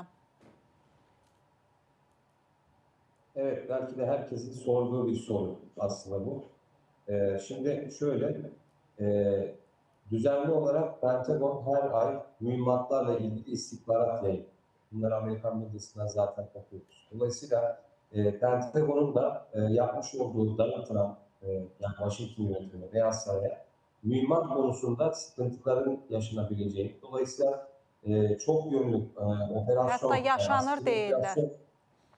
Evet, askeri operasyonlar yerine daha caydırıcı bir takım tırnak içerisinde kontrollü savaş yönetimini Pentagon Trump'a öneriyor. Çünkü bir de biliyorsunuz Trump'ın aslında İran'dan sonra, yani Orta Doğu'dan sonra bir başka macerası da Küba, Pasifik'te olacak. Çünkü Çin rekabetini bir noktada dengelemek zorunda.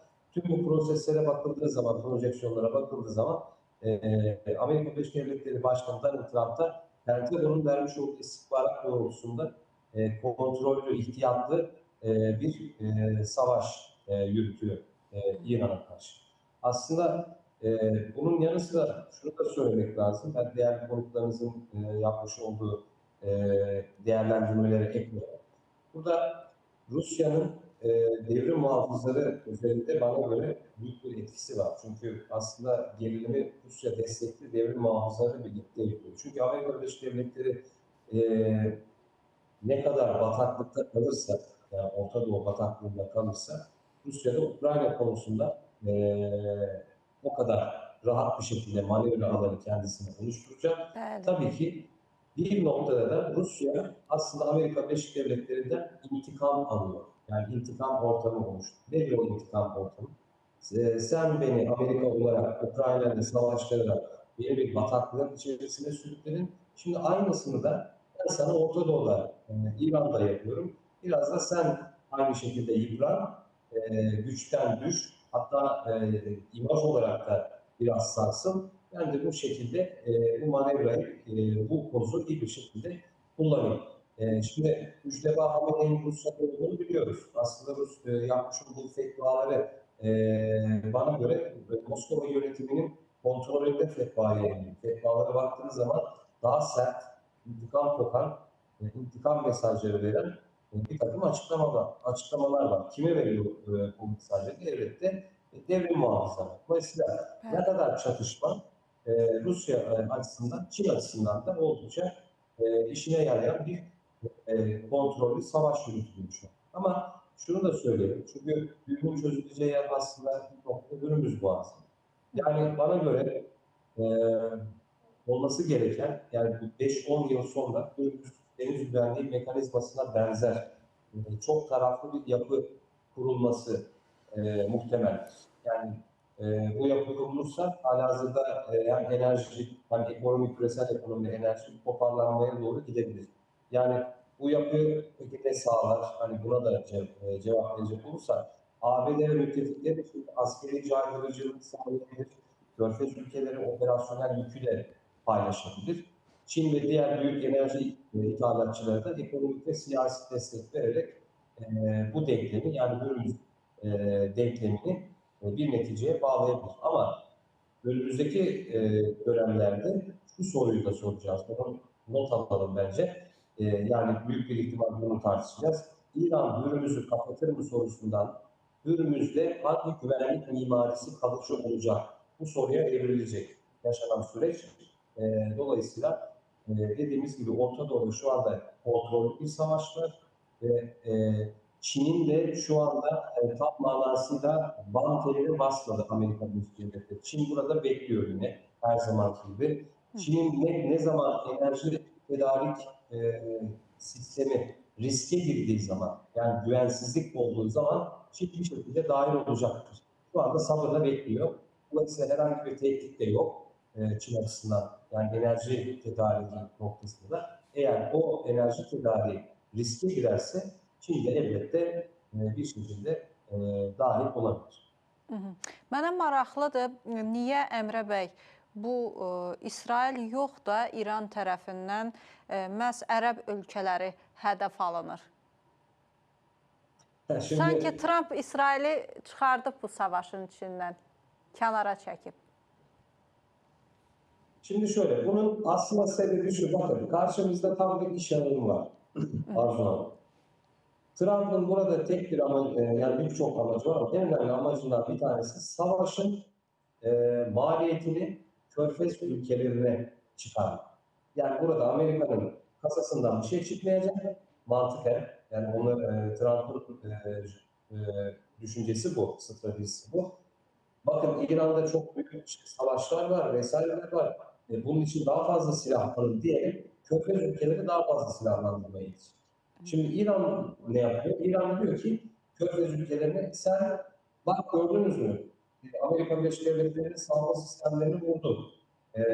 En kritik noktalarını vurdu. Siz Amerika'yı Orta Doğu'dan çıkartmadığınız müddetçe sizi koruyamayan bir Amerikan şemsiyesine mi sığınıyorsunuz hala diye Körfez ülkelerine mesaj vermişler. Onun için Körfez ülkelerinin stratejik noktalarını vuruyor İran. Mesela su kaynaklarını vuruyor, havalimanlarını vuruyor, altyapı sistemlerini vuruyor. Dolayısıyla Trump'ın da bir noktada dediğim gibi savaşın maliyetinin büyük bir kısmını Körfez ülkelerine ödetmek suretiyle burada savaşı bir noktada Körfez ülkelerine doğru kaydırdı. Dediğiniz gibi İsrail biraz daha saf dışı bıraktı. Hatta İsrail sadece sanki Lübnan'la kontrollü bir şekilde çatışma noktasına bırakıldı. Dediğimiz gibi burada Körfez ülkelerinin bir savaş maliyetini çıkartmak, Körfez ülkelerini yıkmak, kudretmek, savaşın maliyetini. Diğer yandan da kendi nüfuzunu, işte bakın İran'da büyük tehditler var. Dolayısıyla benim burada kalmam lazım. Sana belki de eleştiriyorsunuz falan ama benim de burada kalmam lazım. Çünkü İran saldırısı var. Aslında bir bakıma da bir ayağını da Orta Doğu'da bırakmak için Körfez ülkelerine doğru yansıtmaya başladı. Amerika Birleşik Devletleri savaşı diyebiliriz. Sadəcə məni maraqlandıran məqam bilirsiniz nədir Rəşad müəllim? Niyə İran İsraili yox da ABŞ-nin Körfəz ölkələrindəki o hərbi bazalarını hədəf alır? Onsuz da bugünə qədər o hərbi bazalar hədəfə alındı. İran gördü ki, oraları hədəfə almaq heç bir effektivliyi yoxdur, heç bir təsiri yoxdur. Amma İsraildə ən azından müəyyən strateji nöqtələr var. İran o nöqtələri hədəf alsa, ola bilər ki, Birləşmiş Ştatlarda müəyyən qədər geri çəkilər, amma İran buna getmir. Niyə getmir? Baxın, 40 günlük savaşda biz gördük ki, İran hər nə qədər, məsələn, %80 Körfəz ölkələrini hədəf alsa da, amma %20 İsrail ərazisində bombalayırdı. Bunun səbəbi ondan ibarət idi ki, İsrail tərəfindən İran ərazisinə hücumlar edilirdi.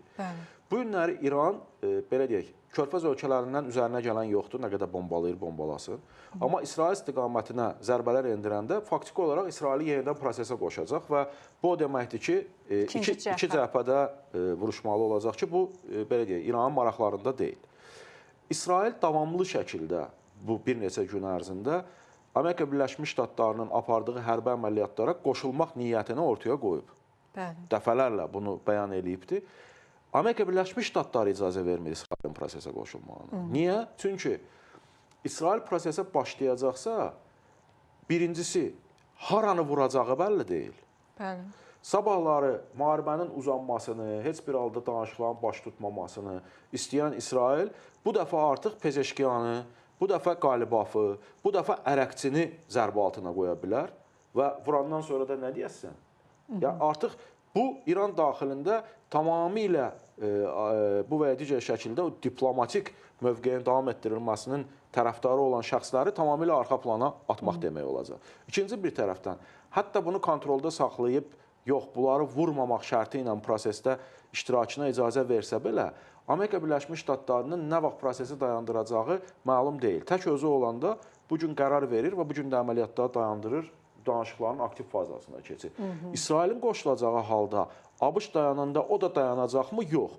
Bir neçə gündə onunla danışıqlar aparmağa ehtiyac olacaq ki, yox, dayanmaq vacibdir, burada irəli getmək olmaz və s. Bu günləri o nəzarəti İsrailin əlinə verməmək üçün, belə deyək, kontrolu əldən buraxmamaq üçün, İsrailin kontrolunu əldən buraxmamaq üçün Amerika Birləşmiş Ştatları onu kənarda saxlayır. Bu da İranın da maraqlarına indiki mərhələdə cavab verir, çünki o istiqamətdən ən azından hücumlar olmur və nəticə etibarilə bu İran da həm də ora zərbə endirmək məcburiyyətində qalmır. Bu günlər İsrailin qoşulmaması əsasən, belə deyək, bununla bağlıdır. Yəni, yoxsa ki, misal üçün sabahları İsrail də zərbə altında belə deyək, qalacaqsa, bu Amerika Birləşmiş Ştatlarına böyük ölçüdə elə bir təsiri yoxdur. 40 günlük müharibədə gördük də. İsrail ərazisi o qədər bombalandı, ABŞ nəyin adı ki? Nəyi bacarırdısa onu vurdu, amma tamamilə o təhlükəsizlik sətrini formalaşdıra bildi mi? Formalaşdıra bilmədi. Bu gün nə bilirsiniz, məsələ necədir? Biz nədən danışırıq? Biz ondan danışırıq ki, ABŞ İsraili davamlı olaraq bloklaya bilmir. Çünki ona görə bloklaya bilmir ki, bu günləri daxildə, yəni Amerika Birləşmiş Ştatlarının daxilində İsrailin çox güclü lobbi, belə deyək, imkanları, təsir imkanları var. İndi də məsələ lap belə qəlizləşib. İsrailin üzərinə getsən, bu imkanları itirirsən. İsrailə tamamilə belə deyək, açıq imkanlar yaratsan, digər istiqamətdə itirirsən, Qərbdən, Avropadan və digər istiqamətdən təzyiqlər gəlir. İndi xüsusən də seçki ilini nəzərə alsaq, Yəhudi icmasının Amerika Birləşmiş Ştatları daxilində seçkilərə təsir imkanlarını və s. nəzərə alsaq, Trump çalışır ki, maksimum şəkildə onları incitməsin, amma maksimum şəkildə bütün ipləri də onların əlinə verməsin. Yəni, belə bir hazırda oyun aparılır. Ona görə də İsrail bu mərhələdə kənarda saxlanılması hər şeydən, belə deyək, daha önəmlidir və Amerika Birləşmiş Ştatlarının da marağındadır.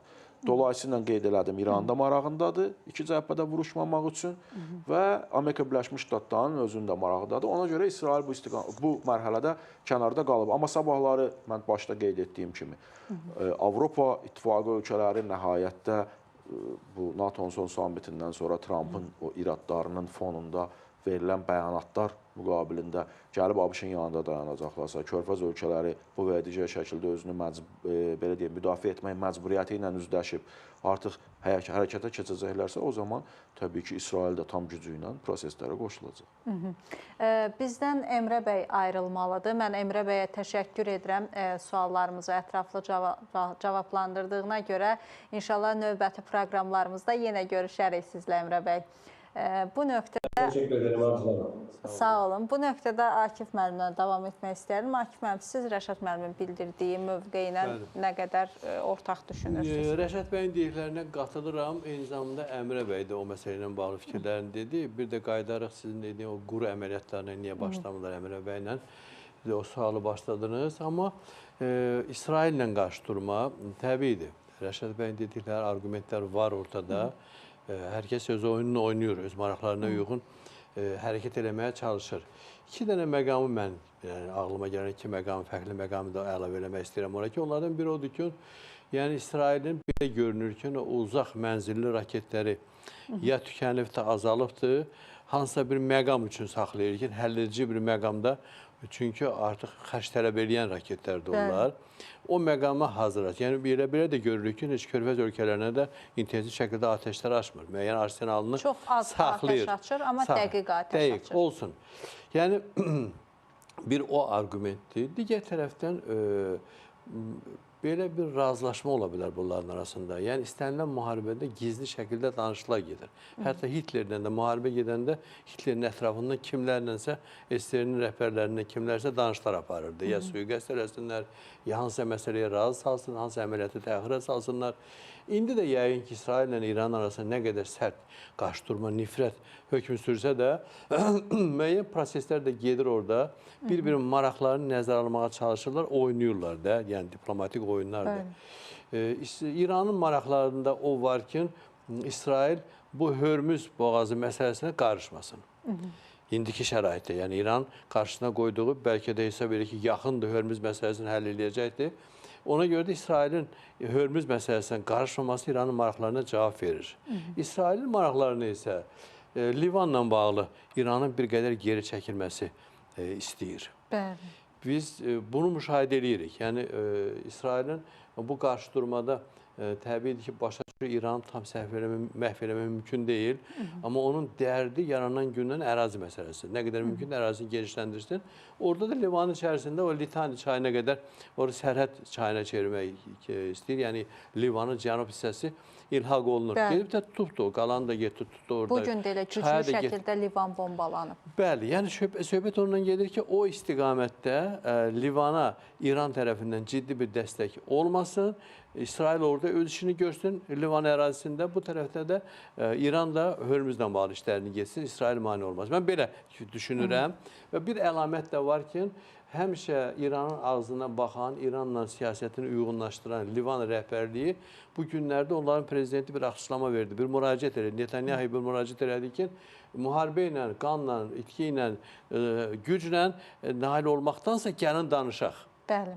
Yəni, o da elə bir şey deyir ki, İranın mövqeyindən fərqli olaraq mövqe qoyur ortaya, mesaj göndərir ki, gəlin müəyyən məsələləri razılaşdı. Bu da ondan irəli gələ bilər ki, yəni İran tərəfindən ciddi dəstəyin zəiflədiyini hiss edir, özü öz problemlərini İsraillə həll eləməyə çalışır. Məsəl üçün deyirəm.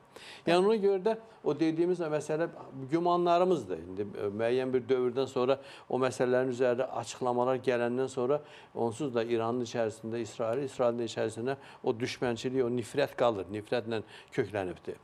İndi bununla bağlı, o dediyiniz quru əməliyyatı ilə bağlı, yəni Trump əgər quru əməliyyatına keçərsə, mən hesab edirəm ki, o çox böyük bir səhv olardı. Onlar da onu başa düşürlər. Çox ciddi şəkildə başa düşürlər. Rəşad bəy də bayaqları dedi ki, ola bilər ki, hansısa qüvvələrdən proksi qüvvələr deyək də, yəni bu hardasa PKK yönlü YPG olsun, kim olsun, onların oraya yeridilməsi ilə bağlı fikir var idi. Hətta deyək ki, Urmiya gölü sahillərində hansısa bir bazalarından, düşərgələrindən bağlı fikir var idi.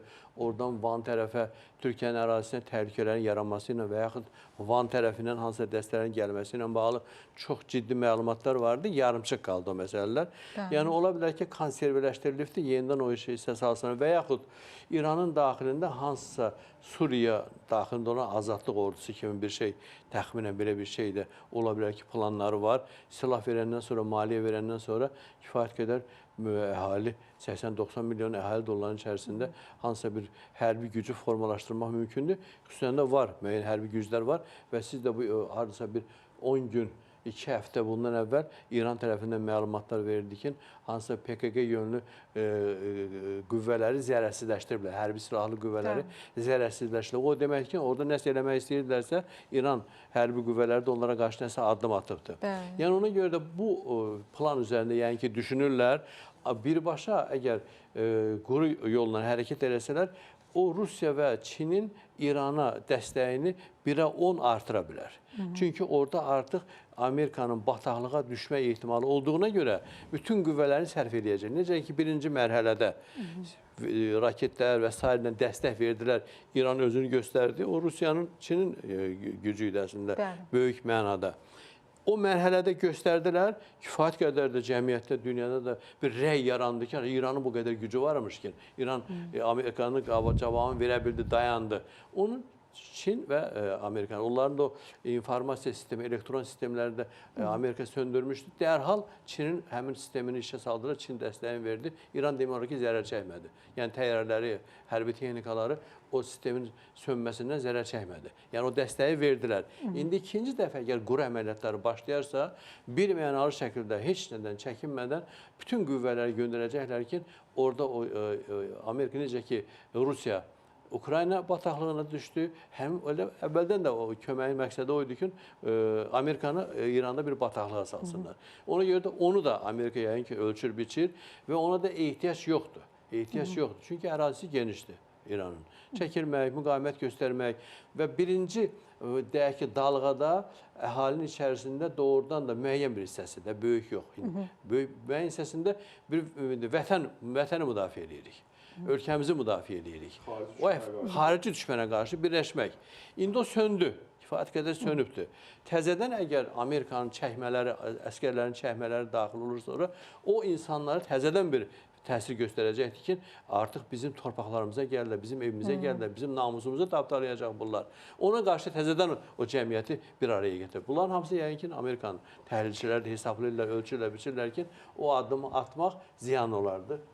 Amma Akif müəllim, hava zərbələri də istənilən halda İranı neytrallaşdırmır və İran Hörmüzdə hələ də nəzarəti əlində saxlayıb. Bu məqam da var. Amerika Birləşmiş Ştatlarının bir sıra ekspertlər deyir ki, artıq quru əməliyyata başlamaqdan başqa çarəsi yoxdur. Limanları daxil olmalıdır. Ən azı 100 kilometr dərinliyində əraziləri nəzarətə götürməlidir ki, Hörmüzdəki o sərbəst keçid də təmin olunsun. Başqa bir tərəfdən də Donald Trump artıq yeni ideyaları dəstəkləməyə başlayır. Söhbət nədən gedir? İraq neftinin Suriya üzərindən Aralıq dənizinə aparılması, başqa yollarla aparılması məsələsi ki, bu layihələr reallaşarsa, Hörmüzə nə qədər alternativ ola biləcək layihələrdir Kənan bəy?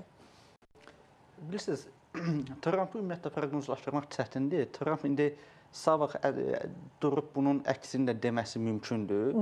Amma və həm də Trumpın dediklərinə biz daha çox belə daha çox manipulyattiv və yaxud da informasiya müharibəsinin tərkib hissəsi kimi də yanaşa bilərik. ABŞ-ın mövqeyi kimi yox, özünün mövqeyi kimi. Hə, yəni istəsə bunu deməyə də bilərdi bəlkə. Amma indiki məqamda belə mesajlar vermək, yəni ki, daha çox ictimai rəyə də hesablanıb, ictimai rəydə də müəyyən ovqat yaratmağa çalışır. Mümkündür. Yəni ola bilər ki, perspektivdə bəlkə də Hörmüzə bir alternativ kimi istifadə olunsun. Quru əməliyyatı məsələsinə gələndə düşünmürəm ki, bu ABŞ üçün A variantıdır. ABŞ buna asanlıqla getməyəcək. Çünki düzdür, mən hərbi ekspert deyiləm, amma aydın məsələdir ki, İranda səhralıq ərazidir və ABŞ öz qoşunlarını buraxsa İran ərazisinə xeyli itki verəcək. Və İran da təbii ki, öz ərazisinə bələddir. 1,5 milyonluq kvadrat kilometr ərazisi var. Böyük bir ərazidir. Böyük ərazidə öz ərazisinə bələddir. Və hərbi elitanın nümayəndələri orada təbii ki, müəyyən manevr imkanlarından istifadə edib ABŞ-a təzyiq göstərəcəklər. O baxımdan ABŞ B-C variantı kimi quru əməliyyatından istifadə edə bilər, məcbur qalsa. Və bir də sizin o... Hansı halda məcbur qala bilər? Bilirsiniz, indi ən çətin məsələ odur ki, əslində ABŞ-da, İranda məncə dialoqda maraqlıdır. Ən çətin məsələ odur ki, İran və elə ABŞ da ikisi də deyir ki, burada məndən Bağdadda kör xəlifə və ikisi də kompromisdən çox uzaqdır. Və İranın indiki mövqeyi də ABŞ-ın ABŞ-ın deməyək Trampın nüfuzuna aşağı mənfi təsir göstərir və Trampın reytinqi zəifləyir ki, sən İranın qabağından dala çəkildin və s. və ilaxır. Və ABŞ artıq bu təhlükəni hiss eləsə, Tramp administrasiyası bu təhlükəni hiss eləsə, özünü göstərməkdən ötürü məcbur olub deməli quru əməliyyatını başlaya bilər. Amma yaxın gələcək üçün inanmıram ki, bu olsun. Və İsrail məsələsinə gələndə onunla bağlı da fikrimi bildirim. Məncə Gəlin İsrail məsələsinə bizim bir reklam fasiləmiz var. Reklam fasiləsindən sonra İsrail məsələsinə də aydınlıq gətirək Kənan müəllimin timsalında.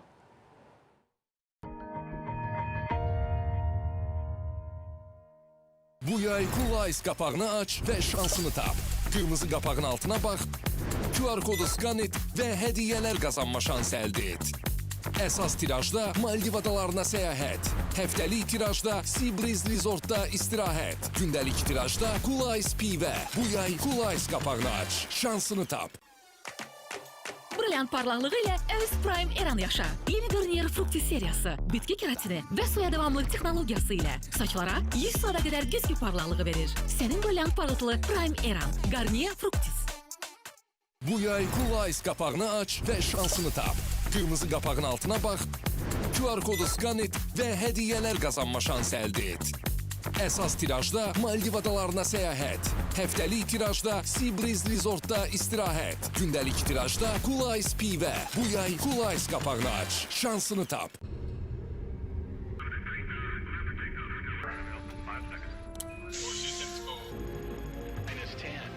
Power supply stable. Ciddisən? Bir həftə olmayacam, yoldaşma pul göndərirəm. Salam Aynur. Salam, sizə necə kömək edə bilərəm? Maaş kartından Şəfiqəyə 2000 manat göndər, zəhmət olmasa. Şəfiqə Hüseynliyə göndər.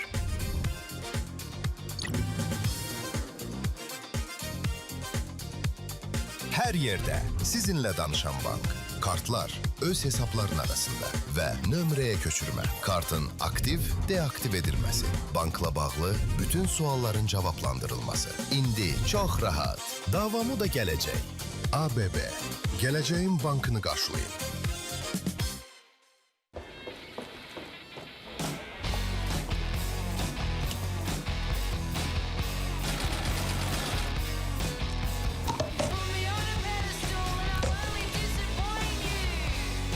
Magnum xüsusi zövqlə hazırlanmış şokoladı və məxməri dondurması. Dad həzzini yaşatmaq üçün yaradılıb. Bu yay Cool Ice qapağını aç və şansını tap. Qırmızı qapağın altına bax, QR kodu skan et və hədiyyələr qazanma şansı əldə et. Əsas tirajda Maldiv adalarına səyahət, həftəlik tirajda Seabreeze Resortda istirahət, gündəlik tirajda Cool Ice pivə. Bu yay Cool Ice qapağını aç, şansını tap.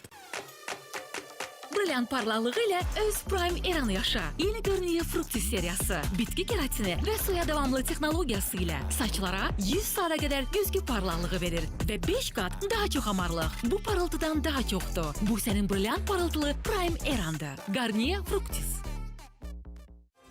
Ənənə nəsildən nəslə ötürülən bir hədiyyədir. Və hər yeni nəsil ona yeni nəfəs verir. Azərbaycan ruhundan ilhamlanan bir mix. Bayğırdalan. Ənənə remixləndi.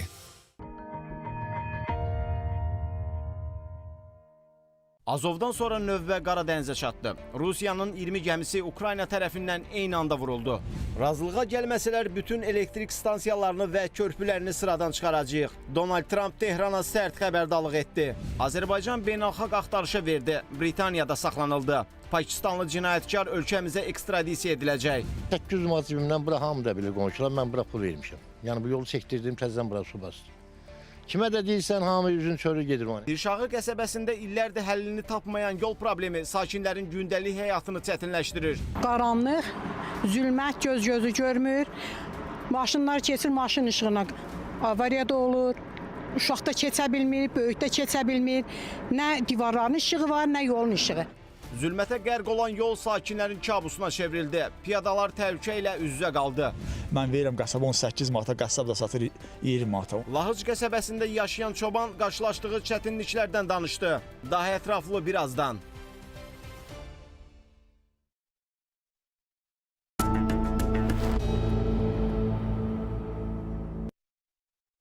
biz davam edirik. Kənan bəy, fikirləriniz yarımçıq qalmışdı, eşidək sizi. İsrailin müharibəyə qoşulması nə İranın, nə də ABŞ maraqlarına uyğun deyil.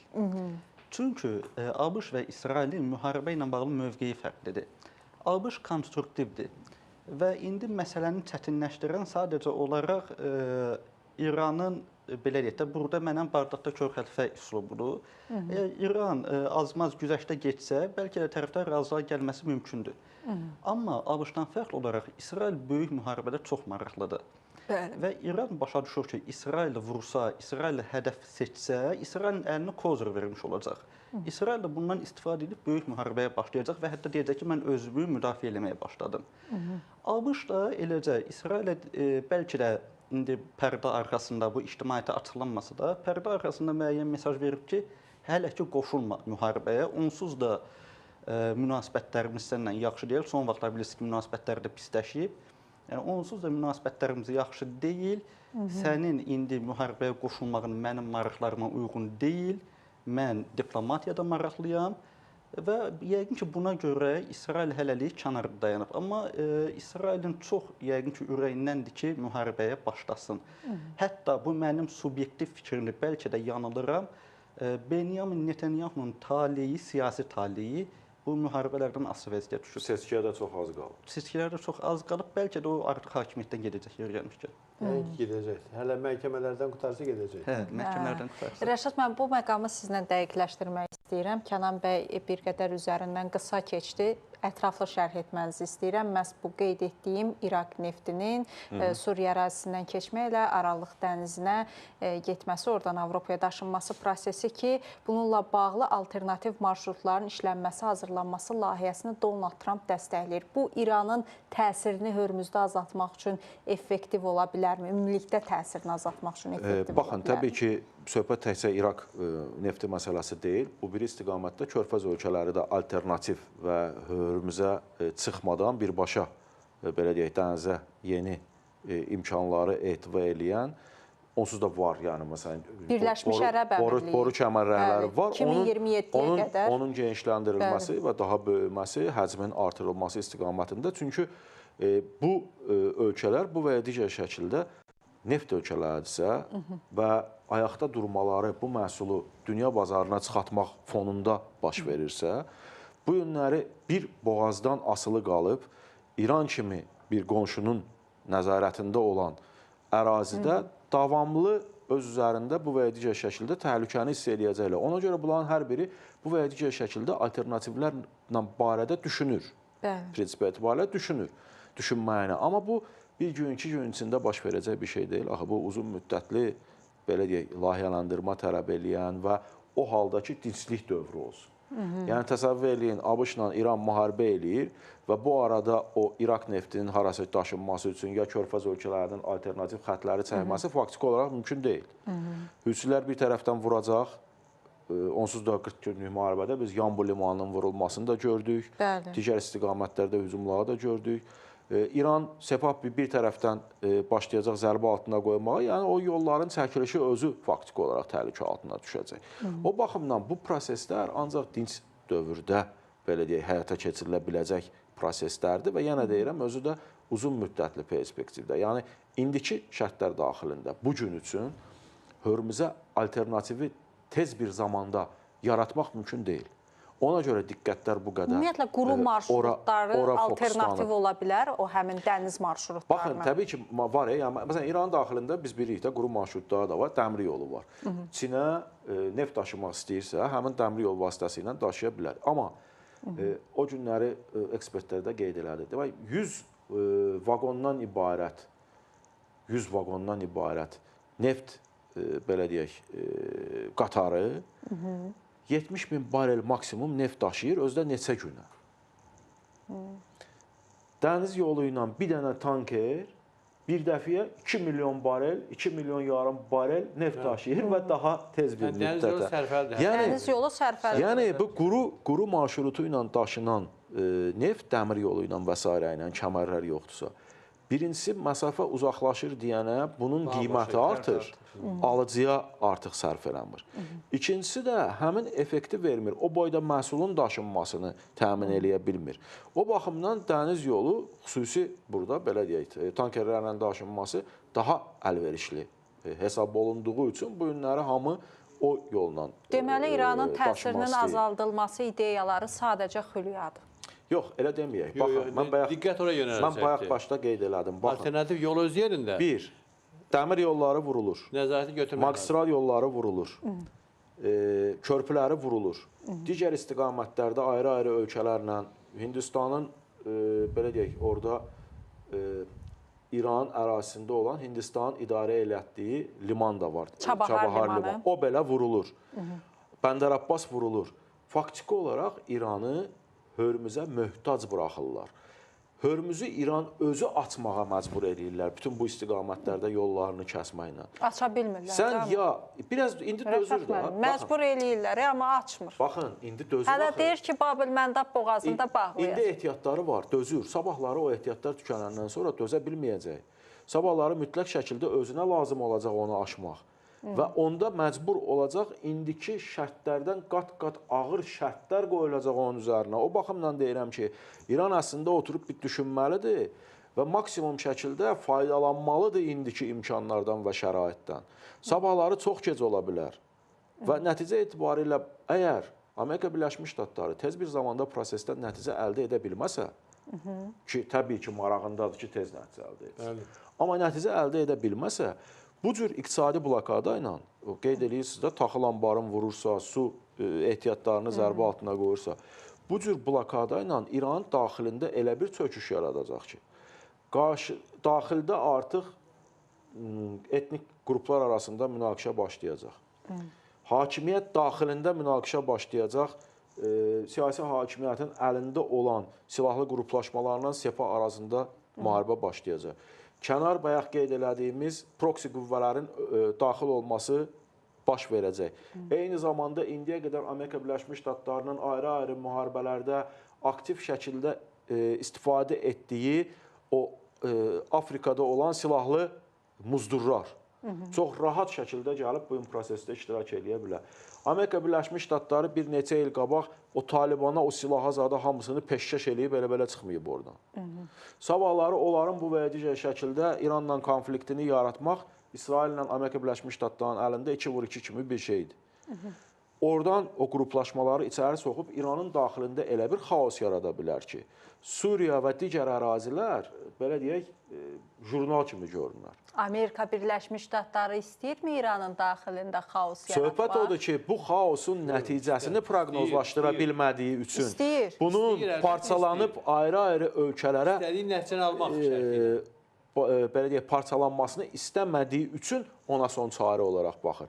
Amma sabahları öz istədiyini təmin edə bilməyəndən sonra təbii ki, bütün o yollara xaos yaransın, idarə olunan xaos Amerikanın siyasətinin kökündə dayanan bir məsələdir. Amma o idarə olunan xaosu yarada bilmir Akif müəllim. Müharibə ancaq o halda dayana bilər ki, Amerika Birləşmiş Ştatları İsraili bütün istiqamətlərdə cilovlaya bilsin və İran hakimiyyəti də bütün istiqamətlərdə Sepahı cilovlaya bilsin. Bu halda müharibənin dayanma ehtimalı ona doğru da gedir. Çox böyükdür. Bu baş verməyəcəksə tez bir zamanda belə atəşkəs olacaq, yəni nəsə imzalayacaqlar 3 ay, 5 ay. Amerika, dünya və dünya. İsrail də mane olur. Sepah da mane olur. Sepah da mane olur. Sepahın sayəsində Massadın nə qədər nümayəndəsi var? Elə bir-bir tuturlar, asırlar. Onda demək Sepahı cilovlamaq olmayacaq. Sepahı cilovlamağın mexanizmi nədir Akif müəllim? Yəni Sepahı cilovlamaq çətinliyi nədən ibarətdir? Sepah uzun müddətli formalaşıbdır. İctimai, siyasi hərəkət kimi meydana gəlibdir. Üzvlər qəbul edibdir. Bir təşkilat kimi yaranıbdır. Nüvəsi var, özəkləri var, strukturu var. Hər məhəllədə var. Hər yerdə agenti var, üzvləri var hər yerdə. Yəni say baxımından bəlkə də dünyada heç bir təşkilatla müqayisə olunmayan çoxsaylı bir təşkilatdır. Bu məsələnin bir tərəfidir. Bunların gücü bundadır. İkinci güc ondan ibarət ki, bunlar silahlı dəstələrini yaradıblar. Yəni, hərbiləşdirilmiş ictimai bir qurumdur, təşkilatdır. Ona görə də onlara qarşı müqavimət göstərmək, onları sıradan çıxartmaq çətin məsələdir. Amma artıq onların içərisində o proses gedir. Nə qədər dayanacaqdır? QKÇP nə qədər dayandı? Onlar da cəhd eləmişlər də, xilas eləsinlər. Yəni, Amerika SSR kimi bir imperiyanı, dayaqları nə qədər möhkəm olan, gücü, ideolojisi olan bir imperiyanı dağıtdı, getdi. Sosial müşərkəsi dağıldı, getdi. Ona görə İran onun yanında heç nədir. Hələlik daha müqamət göstərirlər müəyyən. Maraqlı bir detal deyim. Baxın, Sepahı deyirsiniz necə dayandırmaq olar? Sepahı əslində Sepah daxilində parçalanmaqla dayandırmaq mümkün. Bu da gedir o prosesdə. Sepahın daxilində proseslərə radikallar kimi yanaşmayan çox böyük bir qrup var idi və o qrupa da faktiki olaraq rəhbərlik eləyirdi və Sepah üzərində təsir imkanları hətta Müştəbə Xomeynidən belə daha çox olan Əli Larijani var idi. Əli Larijani başlamışdı prosesə. Bir çox hallarda Sepahın daxildən cilovlanması ilə məşğul idi ki, İsrail Laricanini aradan götürdü. O cür adamlar da var içəridə. Bu təzadın səbəbi nədir? Ki, Sepah müharibəni davam etdirsin. Sepah müharibəni davam etdirsə, Amerika İrana daha çox, belə deyək, neytrallaşdırır. Və o baxımdan İsrail istəyir ki, bu müharibə davam eləsin və İran tamamilə çökmüş olsun. Bir anlaşma ilə İrana bu cür imkanların yaradılması faktiki olaraq İranın növbəti mərhələdə güclənməsi deməkdir. İsrail bunu heç bir halda qəbul edə bilmir. İndi bəzi kütləvi informasiya vasitələrində də məlumatlar yayılıb ki, İsrail əslində Birləşmiş Ştatların prezidentinə belə təkliflər edir ki, Yəhya Rəhim Səfəvidir, daha sonra Əhməd Vahididir. Onların da aradan götürülməsi vacibdir. İndi Amerika Birləşmiş Ştatları buna gedərmi? O mən deyəndir də, sabahları onlar, misal üçün, bir tədbirdə Əraqçı ilə bir yerdə oturanda, Pezeşkiyanla bir yerdə oturanda, Qalibaf məclisdə hardasa bir yerdə oturanda oranı bombalayacaq. Və nəticə etibarilə İran ərazisində danışıq aparmaq imkanı olan şəxslər meydana çıxmayacaq. Çünki artıq deyəcəklər ki, Amerika Birləşmiş Ştatları ilə İsrailin məqsədi barışıq deyil, danışıqlar deyil, sülh deyil, elə hər sülh üçün müraciət edən şəxsin neytrallaşdırılması və uzun müddətli müharibədir. Müharibənin dayanmasını istəyənlər özləri belə artıq o hədəfə çevrilməmək üçün sabahları üzə çıxmayacaqlar. O baxımdan deyirəm ki, bu da bugün Amerika Birləşmiş Ştatları marağında deyil. Amerika Birləşmiş Ştatları prosesin uzanmasını istəmir. Amerika Birləşmiş Ştatları uzun müddətli müharibə istəmir. Amerika Birləşmiş Ştatları tez bir zamanda nəticə əldə etmək istəyir. Ona görə də diplomatik təmasların davam etdirilməsində maraqlıdır. Amma paralel olaraq da İran daxilində bu diplomatik təmasları aparan şəxslərin İranın özünün içərisində güclü mövqedə olmasını belə marağındadır. Bu günlərə təəssüf ki, bu hələ ki baş vermir. İndi İranda bir məsələ də gündəmdədir ki, Birləşmiş Ştatlar bildirilir ki, nüvə silahından da istifadə edə bilər İrana qarşı. Söhbət taktiki nüvə silahından gedir. Həmin o sizin verilişin əvvəlində qeyd etdiyiniz məsələ Akif müəllim, Pikaks dağı var İranda və həmin dağda iddia olunur ki, zənginləşdirilmiş uran ehtiyatları məhz o dağın altında yaradılmış müəyyən otaqlar mı deyək, bina mı deyək, şəhərcik mi deyək, artıq nə deyiriksə ona, orada saxlanılır və Birləşmiş Ştatlar da məhz o dağı dağıtmaq üçün ağır, kilotonajlı, taktiki nüvə silahlarından istifadə edə bilər. Birləşmiş Ştatlar buna gedərmi Kənan bəy? Mən inanmıram açığı. Mən inanmıram. Ümumiyyətlə, bu nüvə silahı son zamanlar Rusiya ilə bağlı gündəmə gəlir. Bundan daha çox mənə elə gəlir ki, belə hədə üçün istifadə edirlər. Çəkindirici vasitədir.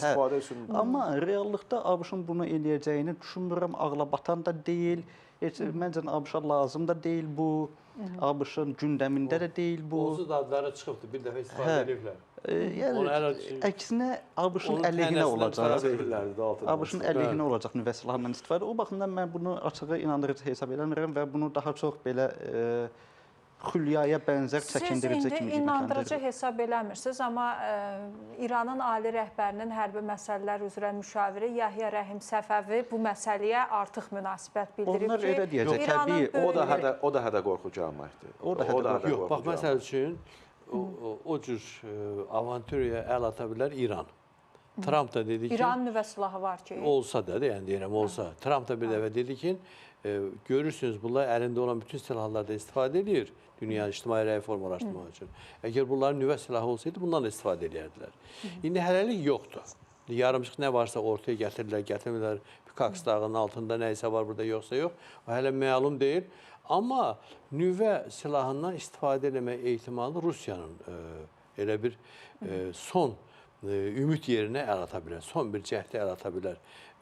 Çünki Putin artıq elə bir vəziyyətdədir ki, geri çəkilə bilmir, geri çəkilməyə bacarmır.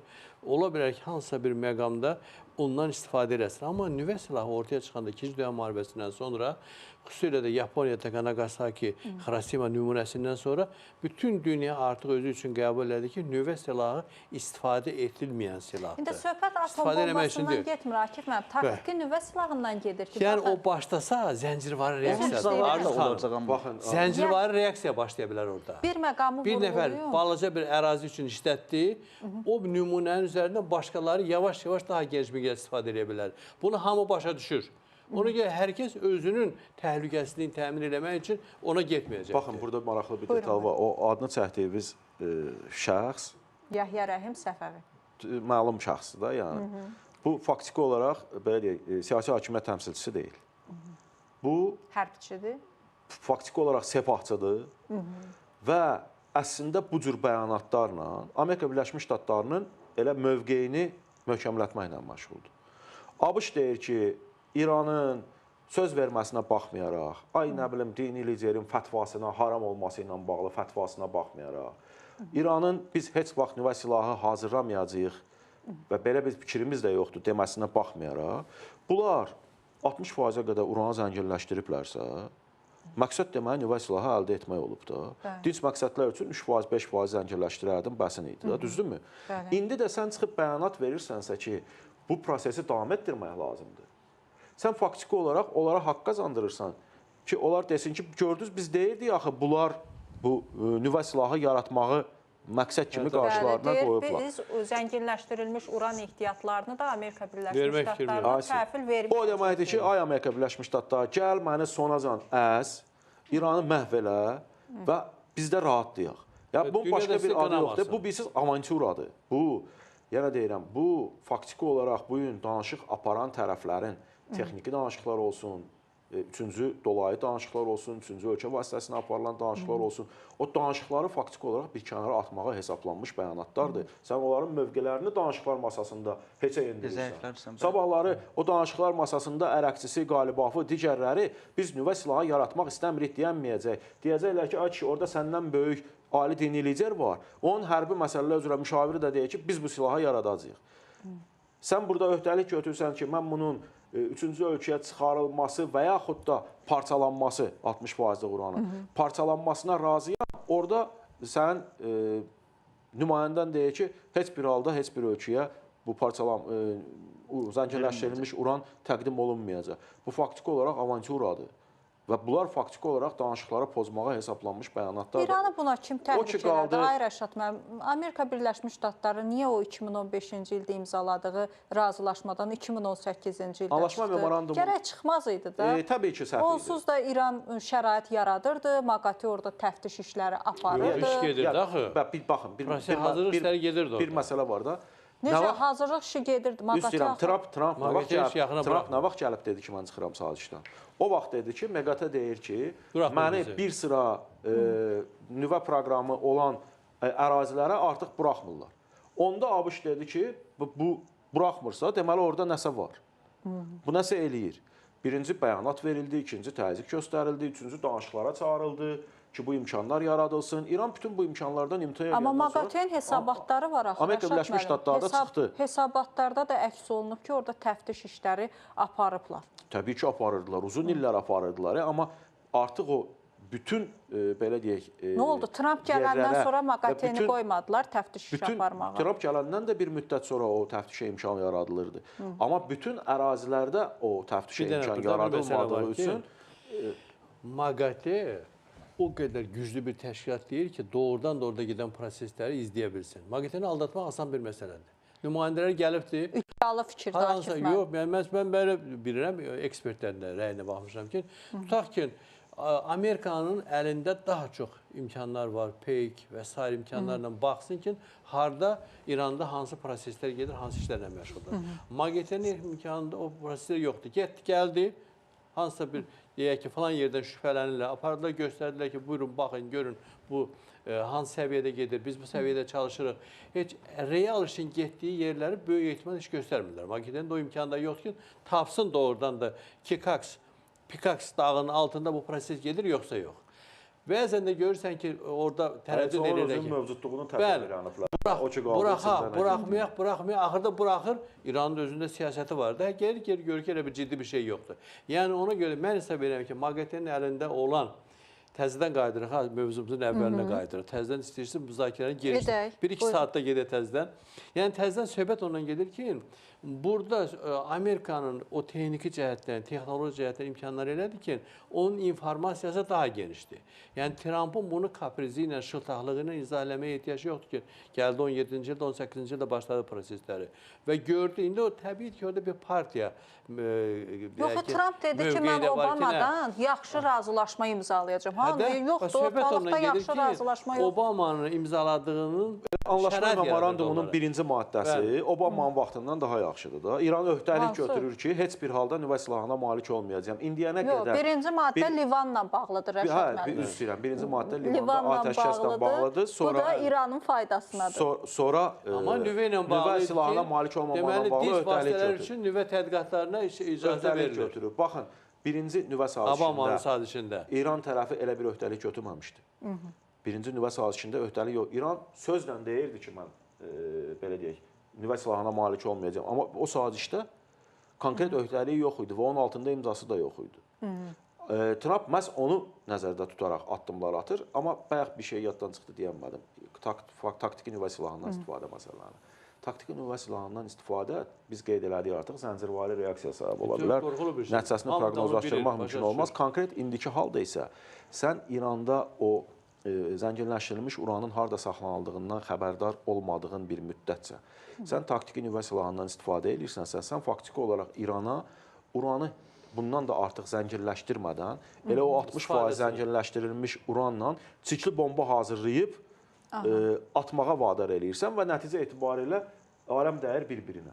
Yəni o baxımdan bunu düşünmək belə ki, gedim mən ora taktiki nüvə silahı atım, bu faktiki olaraq belə deyək, ağılsızlıq olardı Amerika Birləşmiş Ştatları tərəfindən. Ona görə də düşünmürəm ki, kimsə belə bir...